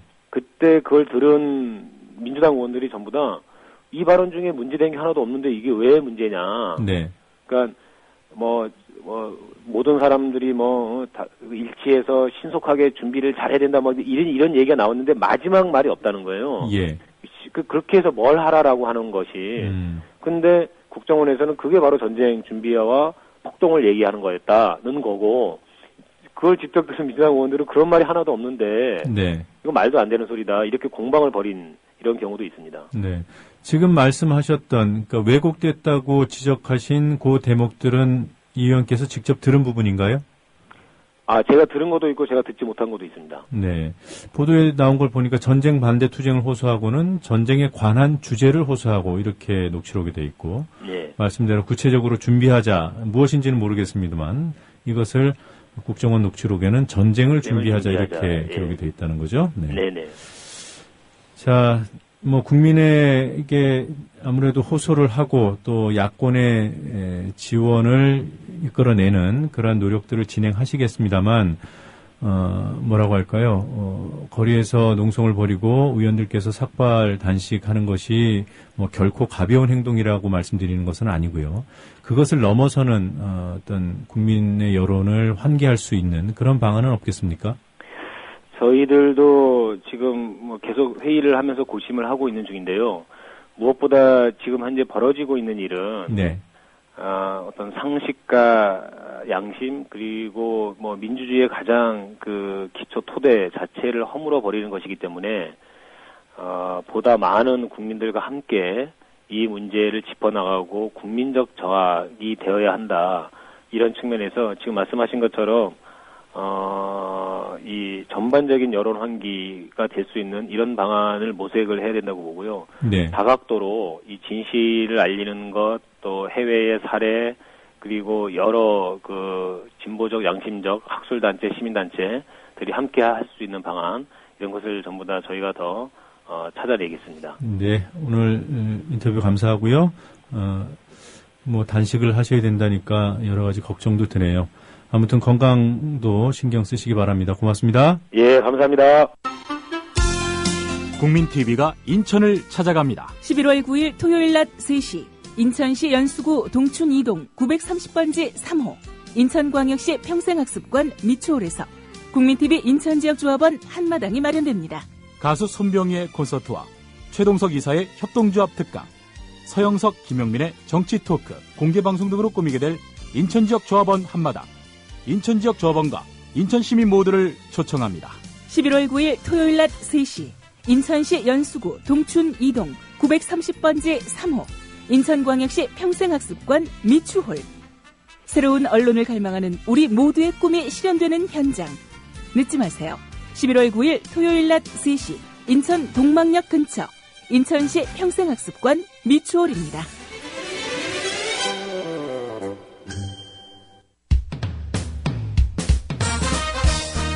공정한 시각, 따뜻한 관찰. YTN 해직 기자 노종면의 뉴스바. 이제는 초대석으로 함께합니다.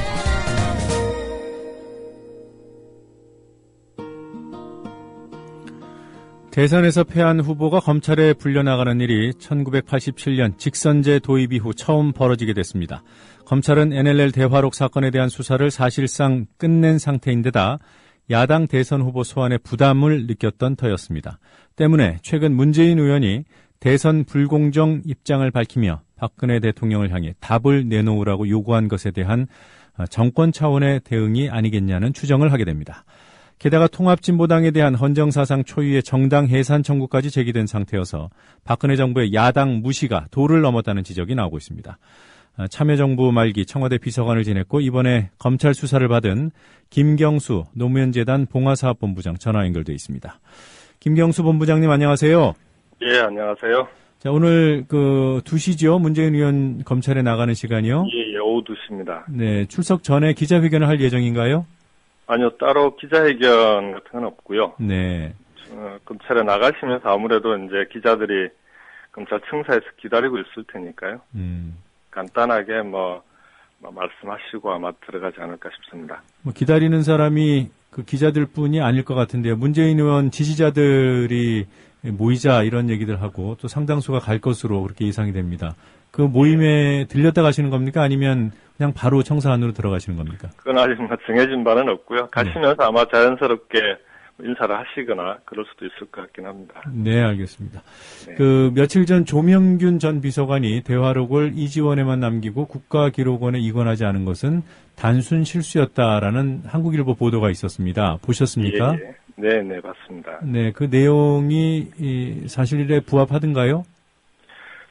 전체적으로 이제 사실관계, 네. 소위 기사에서 팩트라고 얘기하는 사실관계들은 크게 틀리지는 않은 것 같고요. 네. 약간 좀 잘못된 부분이 있긴 한데 이제 중요한 게 대화록이 왜 국가기록원에 이관되지 않았느냐. 네. 그 부분이 제일 중요한데 그와 관련된 사실관계는 거의 맞는 것 같습니다. 지금까지 우리가 조사를 받으면서 검찰이 내놓은 자료나 이런 걸 종합해서 보자면은 그 기사가 크게 틀리지 않은 기사다 이렇게 말씀드릴 수 있겠네요. 네.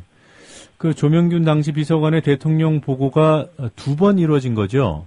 그렇습니다. 예. 그러니까 한 번은 초안에 대해서 2007년 10월. 예. 그리고 최종본은 2008년 2월 맞습니까? 예. 그러니까 최종본이 이제 정상적으로 그 이지원 보고가 됐다면. 네. 그러니까 이제 10월 달에 초본에 대해서 대통령께서 재검토하고 그걸 수정하라고 지시를 하지 않으셨습니까? 네. 그건 이번 조사 과정에서 검찰이 내놓은 자료에서도 확인이 된 거고요. 네. 대통령께서 직접 그렇게 지시하셨다라는 게. 그래서 그걸 조명균 비서관이 쭉 수정을 거쳐서 수정을 완료한 다음에 완료된 최종본을 1월 초에 국정원에 한부를 보내거든요. 네. 그러면은 그 국정원에 보내는 시점에 이지원에도 같이 등재를 했으면 네. 등재를 해야 이제 정상적인 절차였을 텐데 네. 그러니까 조명균 비서관의 얘기를 이제 변호인을 통해서 들어보면 당시에 이제 정상회담 후속 조치나 후속 회담들이 계속 이어지는 시기여서 본인이 이제 대단히 정신없이 일을 처리했던 시기다. 네. 그래서 아마 이제 그 부분을 이제 그 대통령께 아마 다른 형태로 이지원이 아닌 다른 형태로 보고를 드리고 그 결과에 따라서 국정원에 보내고 나머지 이제 이지원에 이지원에 올려놓는 처리를 마지막 처리를 그 당시에 이제 누락한 거 아니냐. 그리고 마지막에 뒤늦게 2월 달에 네. 최종적으로 이지원이 이제 다친다는 얘기를 듣고 최종 확인 과정에서 그게 확인되고 2월 중순에 가서 이지원에 최종적으로 등재하는 그런 과정이었던 것 같다라는 게 현재까지 밝혀진 내용이죠. 이제 2월 달 같은 경우에는 이지원의 전자문서 형태로 등재된 자료가 자동으로 기록관에 넘어가려면 1월 31일까지 이지원에 보고된 자료만 자동으로 넘어갔습니다. 왜냐하면 2월 달에는 이제 서버를 초기화해서 다음 정부에 넘기기도 해야 되고 기록물을 분류해서 기록관으로 보내야 되고 하는 실무적인 절차들 때문에 이지원은 2월 중순까지 사용은 가능한데 그 당시에 2월 달에 이지원에 보고된 자료는 별도로 종이로 출력해서 기록으로 넘겨야 네. 기록관으로 넘어가는 시기였거든요. 그러니까 1월 31일까지는 별도 출력 없이 이지원에 등재만 그렇죠. 하면은 바로 기록관으로 넘어가는 구조였고요. 2월 1일부터는 이지원에 등록은 할 수 있지만 그렇죠. 그것을 별도로 서류로 뽑아서 이관 작업을 진행했어야 된다는 거죠. 예. 근데 이제 당시에 참여정부 청와대 직원들은 어쨌든 이지원에 등록만 하면 네. 다 기록으로 별도의 처리 없이 넘어간다라는 게 5년 내내 그렇게 알고 있었으니까 네. 그걸 이제 별도 처리를 하라고 공지도 하고 했는데 그런 부분들이 일일이 이제 개개인에게 정확하게 전달되지 않거나 그랬던 거 아니냐. 네. 싶습니다. 예. 그러면 지금 말씀을 들어보면은 최종 보고가 2008년 2월에 이루어졌고요. 예. 이지원이 다치긴 했습니다만 등록은 되는 상황이었고 등록을 했을 거 아니에요? 그렇습니다. 예. 그런데 다만 서류로 뽑아서 이관을 하지 않았다라는 문제가 생기는 거고요. 그렇죠. 그러면 청와대 이지원에는 그 최종본이 남아 있습니까? 이번에 검찰에서 그걸 확인했다는 거죠. 그러니까 봉화에서 그 대통령님께서 이제 사본으로 가져갔다가 반납한 이지원에서 네. 최종본이 이제 조명균 비서관이 2월 달에 보고한 형태 그대로. 네. 그때는 이제 마지막이라 정상적인 경로를 밟기가 어려워서 네. 메모 보고라고 대통령님께 직보하는 형태의 보고가 있습니다. 네. 그런 메모 보고라는 형태를 통해서 대통령께 보고를 한 최종본이 남아있는 게 확인이 된 거죠. 그러니까 그것이 봉화 이지원에만 있는 건지 아니면은 청와대 그 원래 이지원에도 있는 건지요? 그러니까 그 청와대 원래 이지원을 그대로 복사한 게 봉화 이지원이고요. 네. 근데 그 청와대 원래 이지원은 다음 정부에 넘겨주면서 그걸 다 초기화해버렸기 때문에 원래 이지원은 지금 현재로서는 찾을 수가 없지 않습니까? 그래서 이제 그걸 복사한 봉화 이지원에서 찾은 거죠. 그러면 뭐 초기화해서 비교할 대상이 없는데 2008년에는 검찰이 어떻게 봉화 이지원과 청와대 원본하고 동일하다 이런 판단을 한 겁니까? 그때는 뭐 그 당시에 2008년 기록관에서 이제 검찰 조사는 일일이 문서를 하나하나 이제 뭐 제목까지 다 비교하는 방식은 아니었던 것 같고요. 전체적으로 이제 뭐 문서나 일지, 일정 등 각각의 그 데이터 건수를 비교를 했었는데 그 당시에 왜 그걸 발견 못했는지 저희들로서도 약간 좀 의문입니다. 그러면 그 당시에 수사를 제대로 안 했을 수도 있네요. 그 부분에 대한 문제의식을 갖지 않고. 예. 뭐 여하튼 간에 정리를 해보면요. 예. 그 이지원에 등록을 한 것은 맞지만 시기상으로 서류 이관을 해야 되는 시기였기 때문에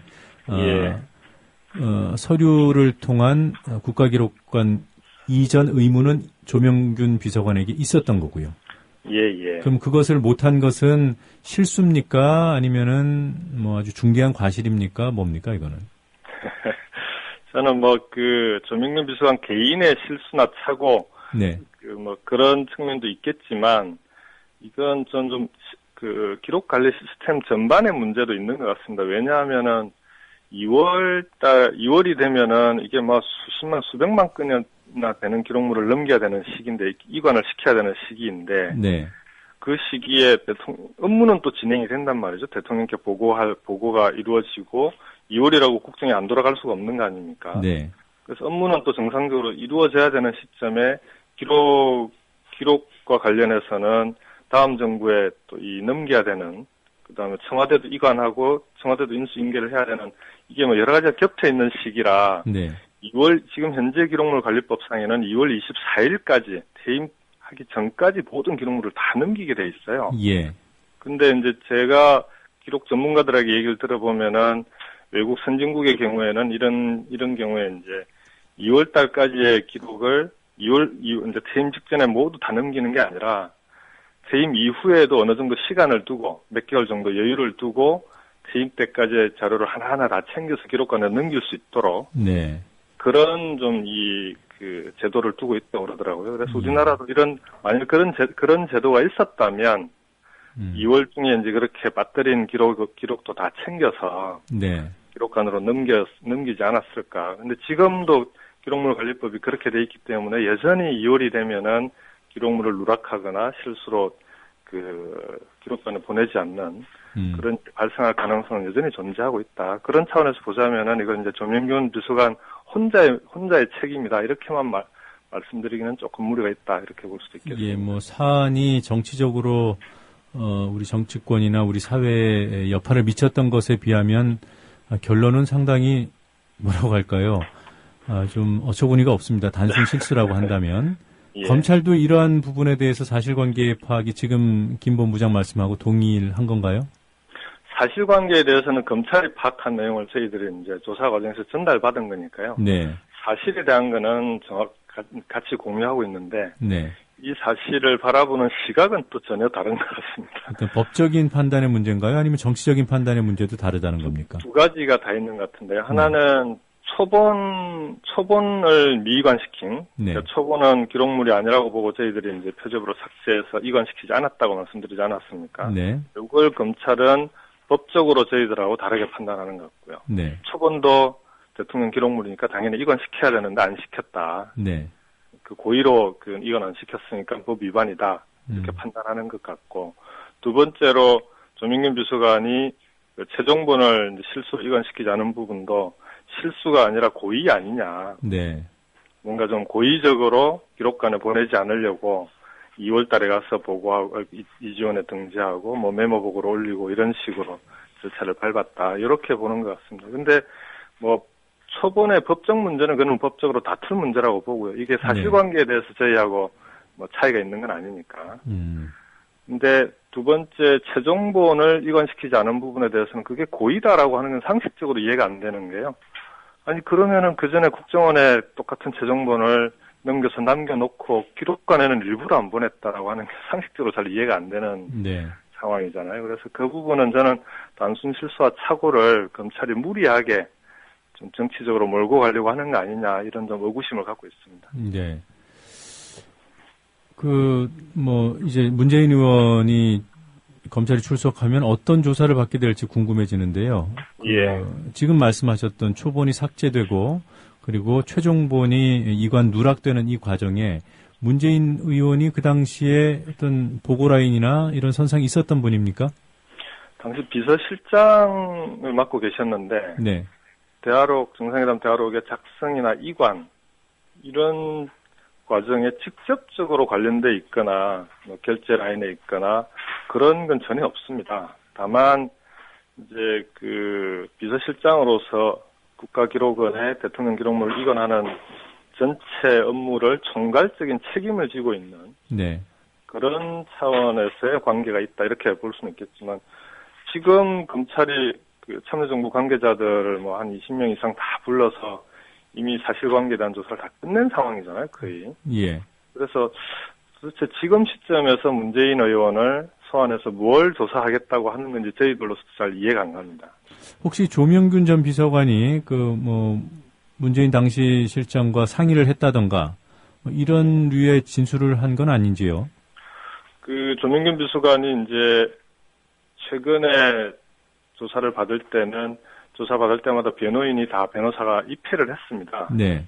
조사 과정에서 그런 부분에 대한 것도 다 이제 확인이 됐는데 그렇게 뭐 진술을 하거나 조사 내용 중에 그런 부분은 나온 건 없다고 그러고 실제 검찰이 확인한 초본의 이제 그 초본 자료를 보면은 경로에 당시에 청와대가 이제 3실장 체제였거든요. 비서실장, 정책실장, 안보실장. 네. 그래서 3실장이 각자 대통령께 보고되는 마지막 최종 결재라에는 그 3실장이 각자 책임지는 그런 체계였기 때문에 이건 안보실에서 올린 보고고 그 네. 최종 책임은 안보실장을 거쳐서 대통령에 보고되는 그런 시스템이었고 그건 자료로도 확인이 다 된 걸로 그렇게 알고 있습니다. 네. 그럼에도 불구하고 문재인 의원을 소환하는 어떤 배경이랄까요? 어떻게 짐작하십니까?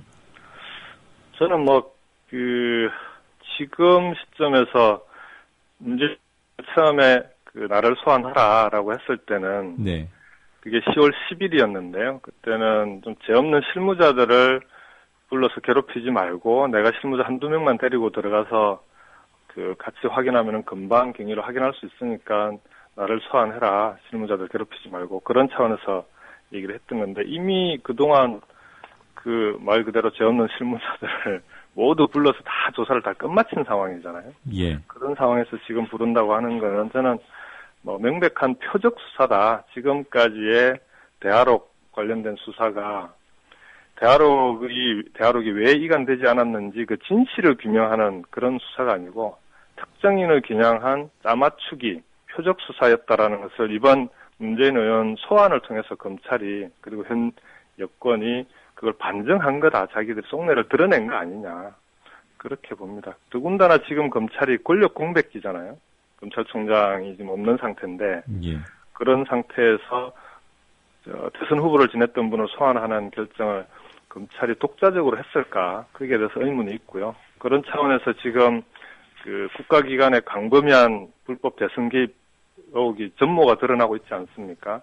이런 좀 위기 국면을 좀 전환시켜 보려는 그런 정치적 소환이다. 저는 그렇게 생각합니다. 네. 혹시 문재인 의원에 대한 기소 가능성에 대해서도 좀 가능성이 있겠다 이렇게 판단을 하시는 건가요?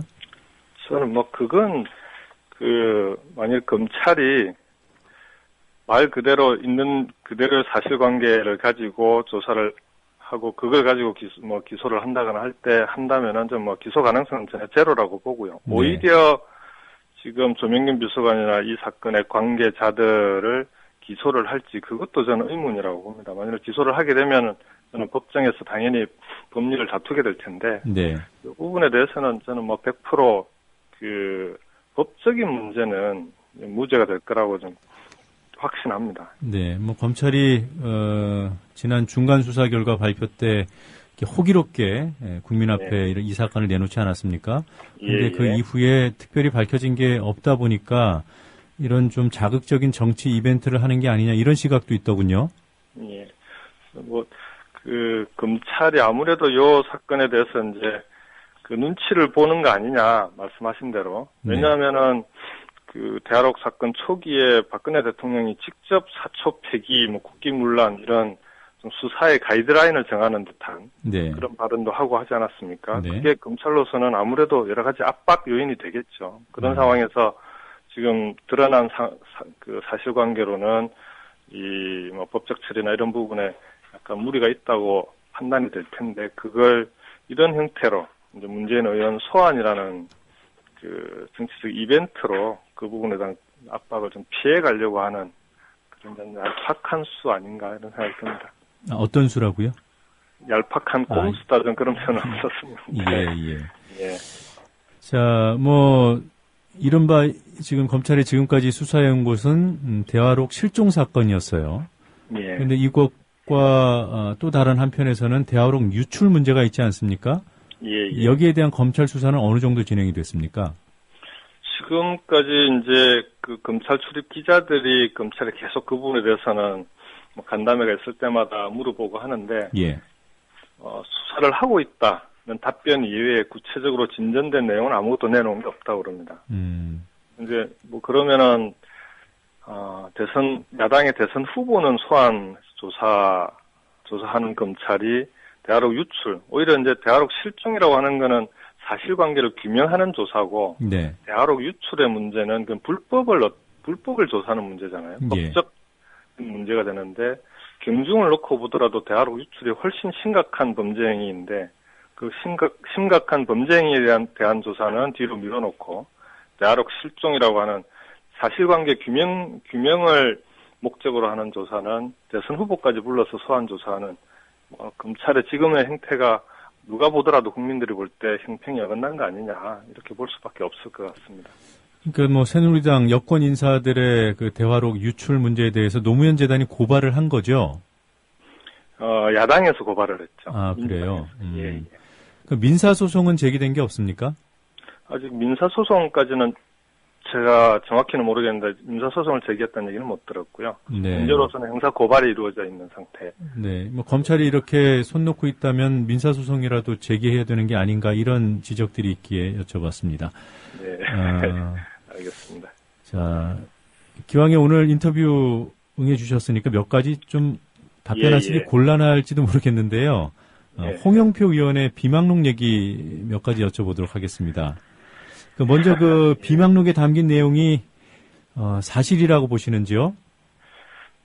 당시 이제 홍영표 의원이 선대위의 상황실장을 맡고 있었거든요. 예. 당에 상황실장을 맡고 있으면서 이제 단일화 과정이라든지 선거운동 과정에 대해서 아무래도 선대위에 있는 사람들 중에서는 사실관계를 누구보다 가장 많이 아는 분인데 다만 그런 부분은 있는 것 같아요. 그러니까 이제 사실 제가 말씀드리기가 좀 대단히 조심스러운 부분이 있는데 안 후보 측에서 볼 때 우리가 이제 단일화 과정에서 끊임없이 문 후보도 궁금해했던 게 안 후보 캠프에서 전달되어 오는 얘기들이 이게 안 후보의 뜻인지를 확인하기가 계속 어려웠습니다. 그러니까 여러 가지 얘기들이 전달이 되어 오는데 이런 조건이 성사되어야 뭐가 된다 이런 식의 여러 가지 얘기들이 많이 전달되어 왔는데 그중에 정말 안 후보 본인의 뜻이 아닌 그런 얘기들도 많이 있었던 것 같아요. 네. 와서 보면은. 그래서 이제 문 후보께서 토론회 할 때 보면은 그런 말씀도 직접 물어보고 그러셨잖아요. 그러니까 이해찬 당시 대표의 사태라든지 이런 부분들은 분명히 협상 과정에서 안 후보의 뜻으로 우리는 전달받고 그렇게 처리를 했는데 안 후보께서 관련이 없다라고 발표를 하시는 바람에 문 후보 입장에서 대단히 좀 그 상황에 대해서 좀 황당해 하셨던, 그래서 그 상황이 어떻게 된 건지를 안 후보에게 직접 물어도 보고 하셨거든요. 토론회 과정에서. 네. 그래서 그런 여러 가지 좀 사정들이 많이 겹쳐 있는데, 그런 부분들을 이번 비망록에서 이제 아마 홍영표 의원은 상황실장으로 있으면서 자기가 파악한 사실들을 다 역사의 기록으로 남긴다는 차원에서 비망록을 다 담은 거 아니냐. 네. 그렇게 봅니다. 네. 어떤 조건들을 조율하는 이른바 이제 비공식 협상 과정을 토론에서 물었기 때문에 대답을 제대로 안 한 거 아니었을까요? 그 당시 토론회에서요? 네. 그렇다기보다는 그 전에 이미 이제 안 후보께서 이해찬 대표의 사퇴는 본인과 관련 없다라는 걸 공식적으로 발표를 하셨으니까. 예, 그 알겠습니다. 부분에 대해서 협상 과정의 얘기는 그럼 뭐였냐라고 하면 물어본 거였죠. 네. 제가 이 얘기를 굳이 꺼낸 거는 홍 의원께서 공개한 내용 가운데 통상 보면 비공개로 협상이 이루어졌을 법한 내용들이 이제 담겨 있단 말이죠. 예. 그래서 이런 부분들을 지금 이 시점에 굳이 얘기하는 것이 어떤 도움이 될 것인가, 이런 지적들이 있는 것 같아요. 여기에 대해서는 어떻게 생각하십니까? 그런 부분도 일리가 있다고 보고요. 네. 다만 이제 홍영표 의원이 이 책을 정리하게 된 큰 목적은 안 후보의 단일화 문제보다는 네. 당시 이제 대선 이후에 민주당에서 대선평가위원회가 구성이 돼서 대선평가 작업을 하지 않았습니까? 네. 근데 그 평가라고 하는 것이 좀 미래지향적인 평가라기보다는 우선 누구 몇 점 하는 식의 좀 이 책임을 따지고 묻는 네. 그것조차도 정확한 사실관계에 기초하지 않았다라고 본 것 같아요. 본인이 상황실장이었음에도 불구하고 본인에게 그런 사실관계들을 제대로 확인조차 하지 않은 그런 평가가 이루어진 데 대해서 되게 이제 그 당시에 홍영표 의원이 그게 대해서 심각하게 문제를 느꼈던 것 같아요. 그때부터 이제 정리를 하기 시작했다는 건데, 그게 이제 출간 시기가 지금이 되면서 좀 불필요한 오해를 불러일으키고 있는 건 사실인 것 같고요. 다만 문재인 의원의 경우에는 안 후보에 대해서 끊임없이 앞으로 우리가 함께 해 나가야 될 야권의 중요한 정치인이고 함께 힘을 합해 나가야 될 사람이다라는 입장과 원칙을 견지하고 있고요. 그 과정에서 홍영표 의원의 비망록은 이 전체적인 기조와는 조금 다른, 다만 홍영표 의원의 개인의 좀 역사적 기록을 남겨야 된다는 그런 사명의식이나 책무에서 비롯된 책 출간 아니냐, 지금 그렇게 볼 수 있을 것 같습니다. 시기적으로는 좀 무리한 면이 있었다고 보시는 거군요. 저로서는 하여간 그로 인한 이런저런 국민들이 좀 불필요한 오해나 이런 것 좀 촉발하는 측면이 없지 않았다라고 볼 수 있을 것 같습니다. 문재인 의원께서 사전에 이 내용을 검토하셨거나 그런 부분들은 있습니까? 어떻습니까? 홍영표 의원 본인이 그렇게 되면은 문 의원에게 부담이 될 수도 있다라고 생각을 하셨던 것 같아요. 그래서 이 부분은 철저히 개인적으로 처리를 하신 것 같아요. 네, 알겠습니다. 오늘 인터뷰 잘 응해 주셔서 고맙습니다. 네, 고맙습니다. 지금까지 노무현재단 김경수 봉화사업본부장과 얘기 나눴습니다.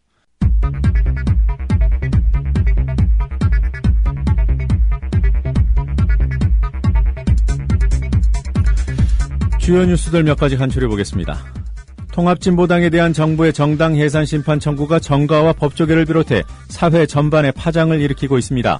이승만 정권이 조봉암 선생을 간첩으로 몰아 사형시키고 진보당을 해산한 일, 그리고 박정희 정권이 유신 말기에 김영삼 신민당 총재의 직무를 정지하고 의원직을 박탈한 사례에 비견되는 일이라는 평가까지 나오고 있습니다. 황교안 법무장관과 이정희 통합진보당 대표의 말입니다. 통합진보당은 강령 등 그 목적이 우리 헌법의 자유민주적 기본 질서에 반하는 북한식 사회주의를 추구하는 것이고, 통합진보당 핵심 세력인 RO의 내란 음모 등 그 활동도 북한의 대남혁명 전략에 따른 것으로 분석되었습니다. 진보당에 대한 탄압에 머무르는 것이 아닙니다. 민주주의에 대한 파괴행위입니다. 정권의 몰락은 필연적입니다. 이른바 내란음모 사건이 터진 이후 지난 2달 동안 정부의 통합진보당 해산을 요구해온 새누리당은 정부의 이번 조치를 헌법 수호를 위한 불가피한 선택이라는 입장을 밝혔습니다. 민주당은 유감을 표하면서도 청구 철회 요구 없이 헌법재판소의 현명한 판단을 기대한다는 입장을 밝혀 통합진보당과는 거리를 두는 모습을 보였습니다. 문재인 의원이 NLL 대화록 사건 참고인으로 오늘 오후 2시 검찰에 소환됩니다. 대선 후보가 선거에 패한 뒤 검찰에 소환되기는 이번이 처음으로 검찰 소환에 불응한 2008년 정동영 사례와 자진 출석한 2003년 이회창 사례가 있을 뿐입니다. 서울 서초동 검찰청사 앞에서는 문 의원의 검찰 출석에 맞춰 지지자들의 집회가 열릴 예정입니다. 국내에서는 야권을 압박하는 헌정사상 초유의 일들이 벌어지는 가운데 박근혜 대통령은 유럽 순방 2번째 방문국인 영국에서 화려한 환영식에 참석했습니다. 이와 같은 일련의 정치 일정은 대통령이 국내 정치와 거리를 두고 있음을 극명하게 보여줌으로써 차원이 다른 위상에 올라 있음을 과시하려는 의도로 풀이됩니다. 기무사령관 조기교체 파동과 관련해 신임 이재수 기무사령관은 국정감사에 나와 박근혜 대통령의 동생인 박지만 씨와 한 달 전까지 안부 전화를 나눈 사실을 시인하면서도 박지만 인맥 때문에 사령관에 임명된 건 아니라고 주장했습니다. 이날 국정감사에서는 국비 지원을 받는 기무부대 예비역 단체인 충호련이 기무사에 링크된 자체 게시판에 문재인 의원 등 야권 인사들을 지칭하며 깜도 안 되는 놈, 2차례 구속된 년, 홍어 등의 저질 게시물을 올린 사실이 공개됐습니다. 국방정보본부를 상대로 한 국정감사에서 막말 논란이 불거졌습니다. 조보근 정보본부장은 군의 대선 개입 의혹에 대한 질의에 군에서 했으면 이 정도로 했겠냐, 60만 병력을 동원해서 대대적으로 했을 것이라고 말하고 남북한 병사들이 1대1로 싸우면 북한이 우세하다는 등의 발언을 해 빈축을 샀습니다. 미국 국가안보국 NSA가 우리나라를 집중 감시 대상국으로 분류한 문건이 공개되자 외교부가 미국의 우려를 표명하고 해명을 요구했다고 연합뉴스가 보도했습니다. 앞서 미국의 뉴욕타임스가 보도한 문건에는 한미 FTA와 육자회담, 전시작전권 반환 등이 논의되던 2007년 미국이 한국을 주요 감시 대상국으로 지정했고 정보 수집을 위한 기지까지 설치했다는 내용이 담겨 있습니다. 수능 예비 소집일인 오늘 전국적으로 비 예보가 나와 있습니다. 특히 오늘 밤부터 중국에서 미세먼지가 유입돼 수능 당일인 내일은 대기 중 미세먼지 농도가 최고치를 기록할 것으로 보입니다. 간추린 뉴스였습니다.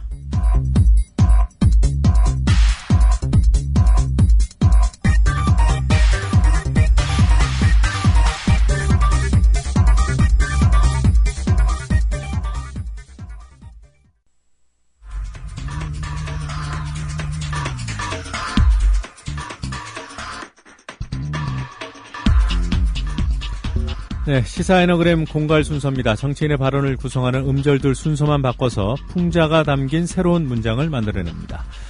오늘은 검찰 출석 통보를 받은 문재인 의원의 발언을 에너그램 상자 공갈통에 넣어보겠습니다. 문재인 의원이 검찰 출석 요구에 응할 것이라고 한 발언입니다. 들어보시죠. 제가 소환에 응하겠다고 이미 입장을 밝힌 바도 있고요. 그래서 검찰하고 협의가 되는 대로 내일이든 모레든 자급적 빠르게 그렇게 소환에 응할 생각입니다. 문재인 의원이 그제 했던 말이고 문 의원은 이 말대로 오늘 오후에 검찰에 출석하기로 했습니다.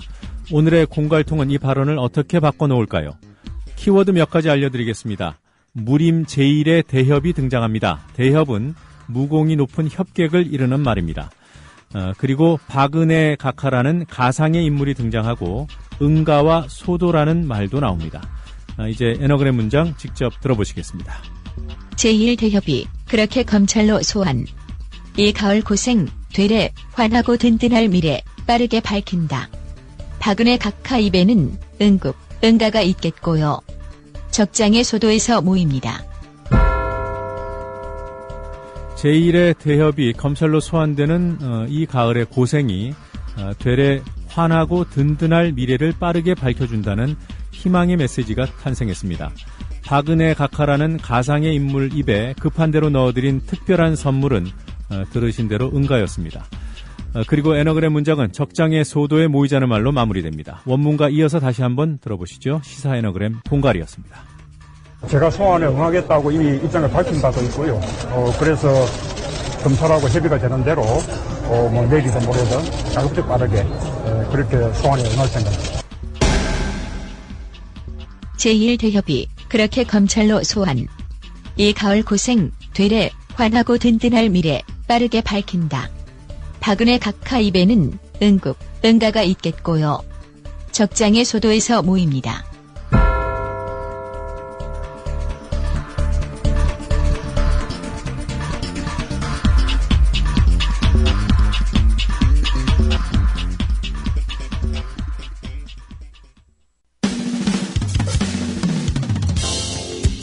지금 여러분께서는 YTN 해직기자 노정면이 진행하는 국민TV 라디오 노정면의 뉴스바를 듣고 계십니다.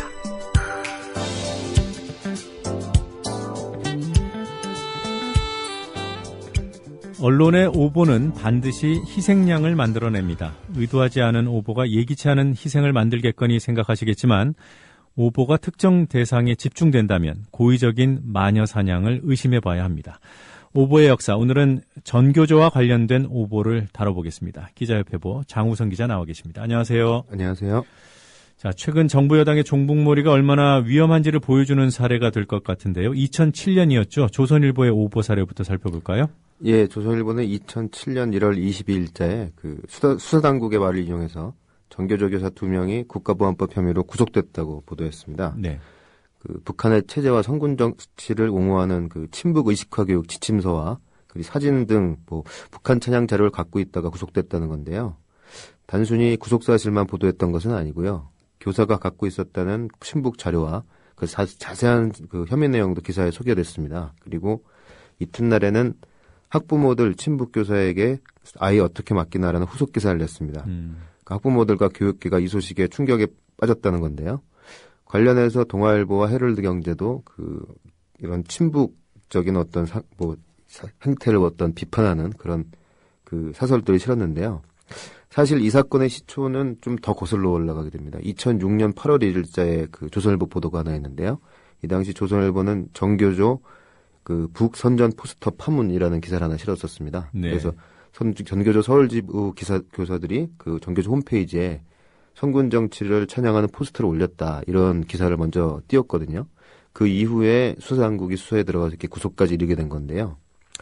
하지만 이 교사들은 그 1심과 항소심에 이어서 지난해 12월 대법원에서도 최종 무죄 확정이 됐습니다. 예. 그 재판부는 교사들이 가지고 있던 자료가 그 북한을 찬양할 목적이라고 볼 수가 없고 대부분 시중에서 구할 수 있는 내용들이었다고 판단을 했는데요. 네. 예를 들어서 뭐 지침서로 제시된 자료는 각 쟁점에 대해서 북한과 미국의 어떤 입장을 정리해 놓은 것이고요. 그 사진들은 인터넷은 물론 언론사 홈페이지에서도 쉽게 구할 수 있다는 그런 판단이었습니다. 선군 포스터는 누가 올린 겁니까? 아, 그 부분은 그러니까 그 정교조 선생님이 그 선군 포스터를 그 홈페이지 자료실에 올렸는데 뭐냐면 그때 그 학내 미화 작업 당시에 통일란을 구성하는 참고 자료로 하나 써보는 게 어떠냐 그래서 25개 정도의 사진을 올렸는데 그 중에 하나가 그 선군 정치 포스터였던 겁니다. 그것을 어떻게 사용할지에 대해서는 그렇죠. 안 나와 있었던 거죠. 그렇죠. 예. 네. 그러니까 뭐 인터넷에 구할 수 있다거나 충분히 자료를 뽑을 수 있는 걸 갖고 있었던 것을 북한 찬양 자료다, 뭐 친북 의식화 교육 지침서다 이랬다는 거 아닙니까? 예, 맞습니다. 그러면 대법원 무죄 판결 나온 뒤에 정정 보도가 있었는지요? 정정 보도는 하지 않았습니다. 일단 뭐 그 정교조 교사들이 따로 정정 보도 청구는 하지 않은 것으로 보이고요. 네. 아마 재판 진행 과정이나 그 이후에 여러 가지 문제로 좀 그 짬도 없었을 것 같고요, 여기나. 그리고 혐의 사실을 보도한 후에 무죄가 나도 정정 보도를 하는 경우는 다른 사건의 경우는 사실 흔치는 않습니다. 하지만 무죄 판결이 났다면 간단하게 전달하는 경우도 있는데요, 기사로. 하지만 이들 신문 데이터베이스를 제가 검색해 봤더니 그 무죄 판결에 대한 기사도 없는 것 같습니다. 정정 보도를 안 한 것만이 아니라 아예 이 대법원 무죄 판결 소식 자체를 전하지 않았군요. 네. 그런 걸로 확인되고 있습니다. 자, 전교조가 비리교사, 심지어 성범죄 교사까지 비호하려 했다는 조선일보의 오보가 있지 않았습니까? 네네. 이거는 2010년 10월 12일자 일면 톱 기사인데요. 예. 당시 강원도 강원지부가 강원교육청에 보냈다는 단체 협약 요구안을 입수해서 보도한 건데요. 네. 당시 그 한나라당 의원한테서 얻은 자료입니다. 그때 정교조가 공금 횡령, 성적 조작, 성범죄 등 학교와 직접적인 관계가 없는 사유로 징계받은 교원의 비정기 전보는 폐지한다. 예. 이런 내용의 단협 조약을 신설할 것을 요구했다는 건데요. 하지만 그 전교조의 해명에 따르면 작성 과정에서 문맥이 잘못돼서 폐기된 문서를 조선일보가 확인 없이 이제 보도했다는 겁니다. 예. 그러니까 쉽게 말해서 오타가 난 문서를 진짜 문서로 이제 오인했다는 건데요. 전교조의 진짜 요구안은 이랬다고 합니다. 그러니까 공금 횡령이나 성적 조작, 성범죄 등 학교와 직접적 관계가 있는 사유를 제외하고 징계가 된 경우에는 비정기 전보를 폐지하자는 것이었죠. 예. 그 조선일보가 작성자의 실수로 잘못 쓴 초안을 가지고 전교조가 성범죄 교사를 두둔한다고 이제 보도가 된 겁니다. 그래서 전교조는 학내 성범죄에 대해서 단호한 원칙을 보여왔기 때문에 성범죄 교사를 전보에서 빼자는 입장은 가능하지도 않다는 설명이었고요. 성범죄가 학교와 직접 관계가 없을 수 없기 때문에 그냥 읽어봐도 앞뒤가 맞지 않는다는 겁니다. 예. 또 이처럼 엄청난 파장을 부를 내용이었다면 전교조 쪽에 당연히 확인했어야 되는 것 아니냐 이런 항의도 했었고요. 또 게다가 일면 톱 기사였는데 말이죠. 그래서 하지만 이 기사에는 전교조의 반론은 실리지 않았습니다. 그러니까 이게 그런 단순 실수를 확인하기 위해서라도 반대쪽 그러니까 네. 반론을 취재를 해야 되는 거 아닙니까? 예, 그렇죠. 글쎄요. 그러니까 공금 횡령, 성적 조작, 성범죄 이런 교사들까지도 뭐 전보 등의 불이익을 받는 것을 차단하려는 노력을 전교조가 했다. 그야말로 뭐 성범죄 교사들을 비호하려 했다는 것이 조선일보의 보도였고 전교조의 해명은 성범죄 등을 제외한 그런 교사들에 대해서 부당한 전보는 안 된다. 그렇죠. 이런 주장이었던 것이죠. 그렇죠. 네, 뭐 전교조를 평소에 어떻게 보면 이런 기사를 쓸 수 있는지. 네. 그리고 또요, 그 교장 선생님한테 감동한 전교조 교사들이 전교조를 전원 탈퇴했다. 이 보도, 이건 동아일보의 오보였나요? 네네. 이 논란이 된 기사는 동아일보 2010년 12월 26일자 사회면 톱 기사인데요. 예. 그러니까 동아일보는 당시 서울 후암초등학교의 한 교장 선생님의 어떤 헌신적인 노력으로 학교가 학습부진 학교에서 우수학교로 개선된 사례를 소개했습니다. 예. 하지만 이 기사의 핵심은 이 학교 소속 전교조 교사 11명이 교장의 헌신적인 노력에 감동해서 전교조를 전원 탈퇴했다는 게 핵심입니다. 네. 그러니까 조선일보도 27일자 사설에서 이야기를 언급했는데요. 그 동아는 조금 다르게 12명이 탈퇴했다고 썼습니다. 근데 전교조는 당시에 이 기사가 작성될 당시에 해당 학교에는 3명의 조합원이 남아 있었다고 이제 반박을 했습니다.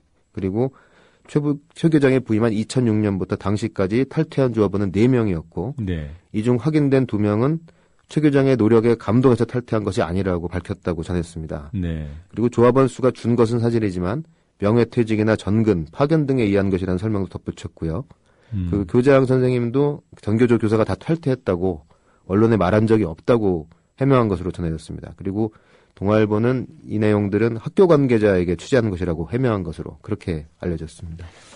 교장 선생님의 헌신적인 노력으로 학교가 좋아졌다. 이런 기사는 그야말로 그 특정 언론의 기획 기사일 텐데 네네. 그것을 조선일보가 이른바 받아서 썼다는 것 자체도 참 이례적이네요. 네. 이게 전교조 문제였기 때문에 받았었겠죠? 네. 앞선 경우도 조선일보가 보도를 하고 동아일보가 이제 사설로 이제 받았던 경우도 있었습니다. 네.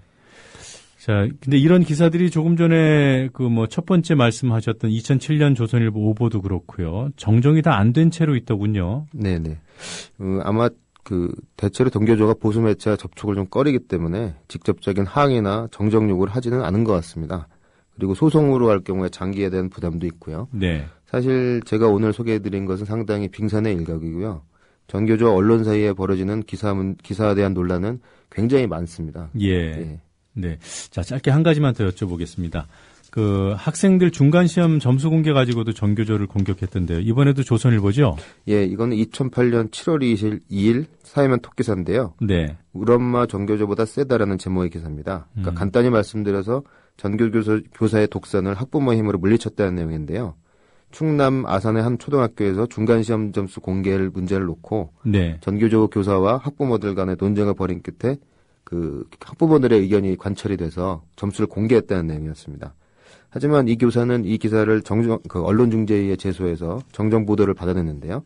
조선일보는 이 학교가 학교운영위원회 개최 이전에 이미 중간시험 점수를 통지했다고 정정을 했습니다. 아예 전에 통보를 해놓은 것이군요. 네, 알겠습니다. 오늘은 여기까지 듣도록 하겠습니다. 지금까지 기자협회보 장우성 기자였습니다. 고맙습니다. 감사합니다.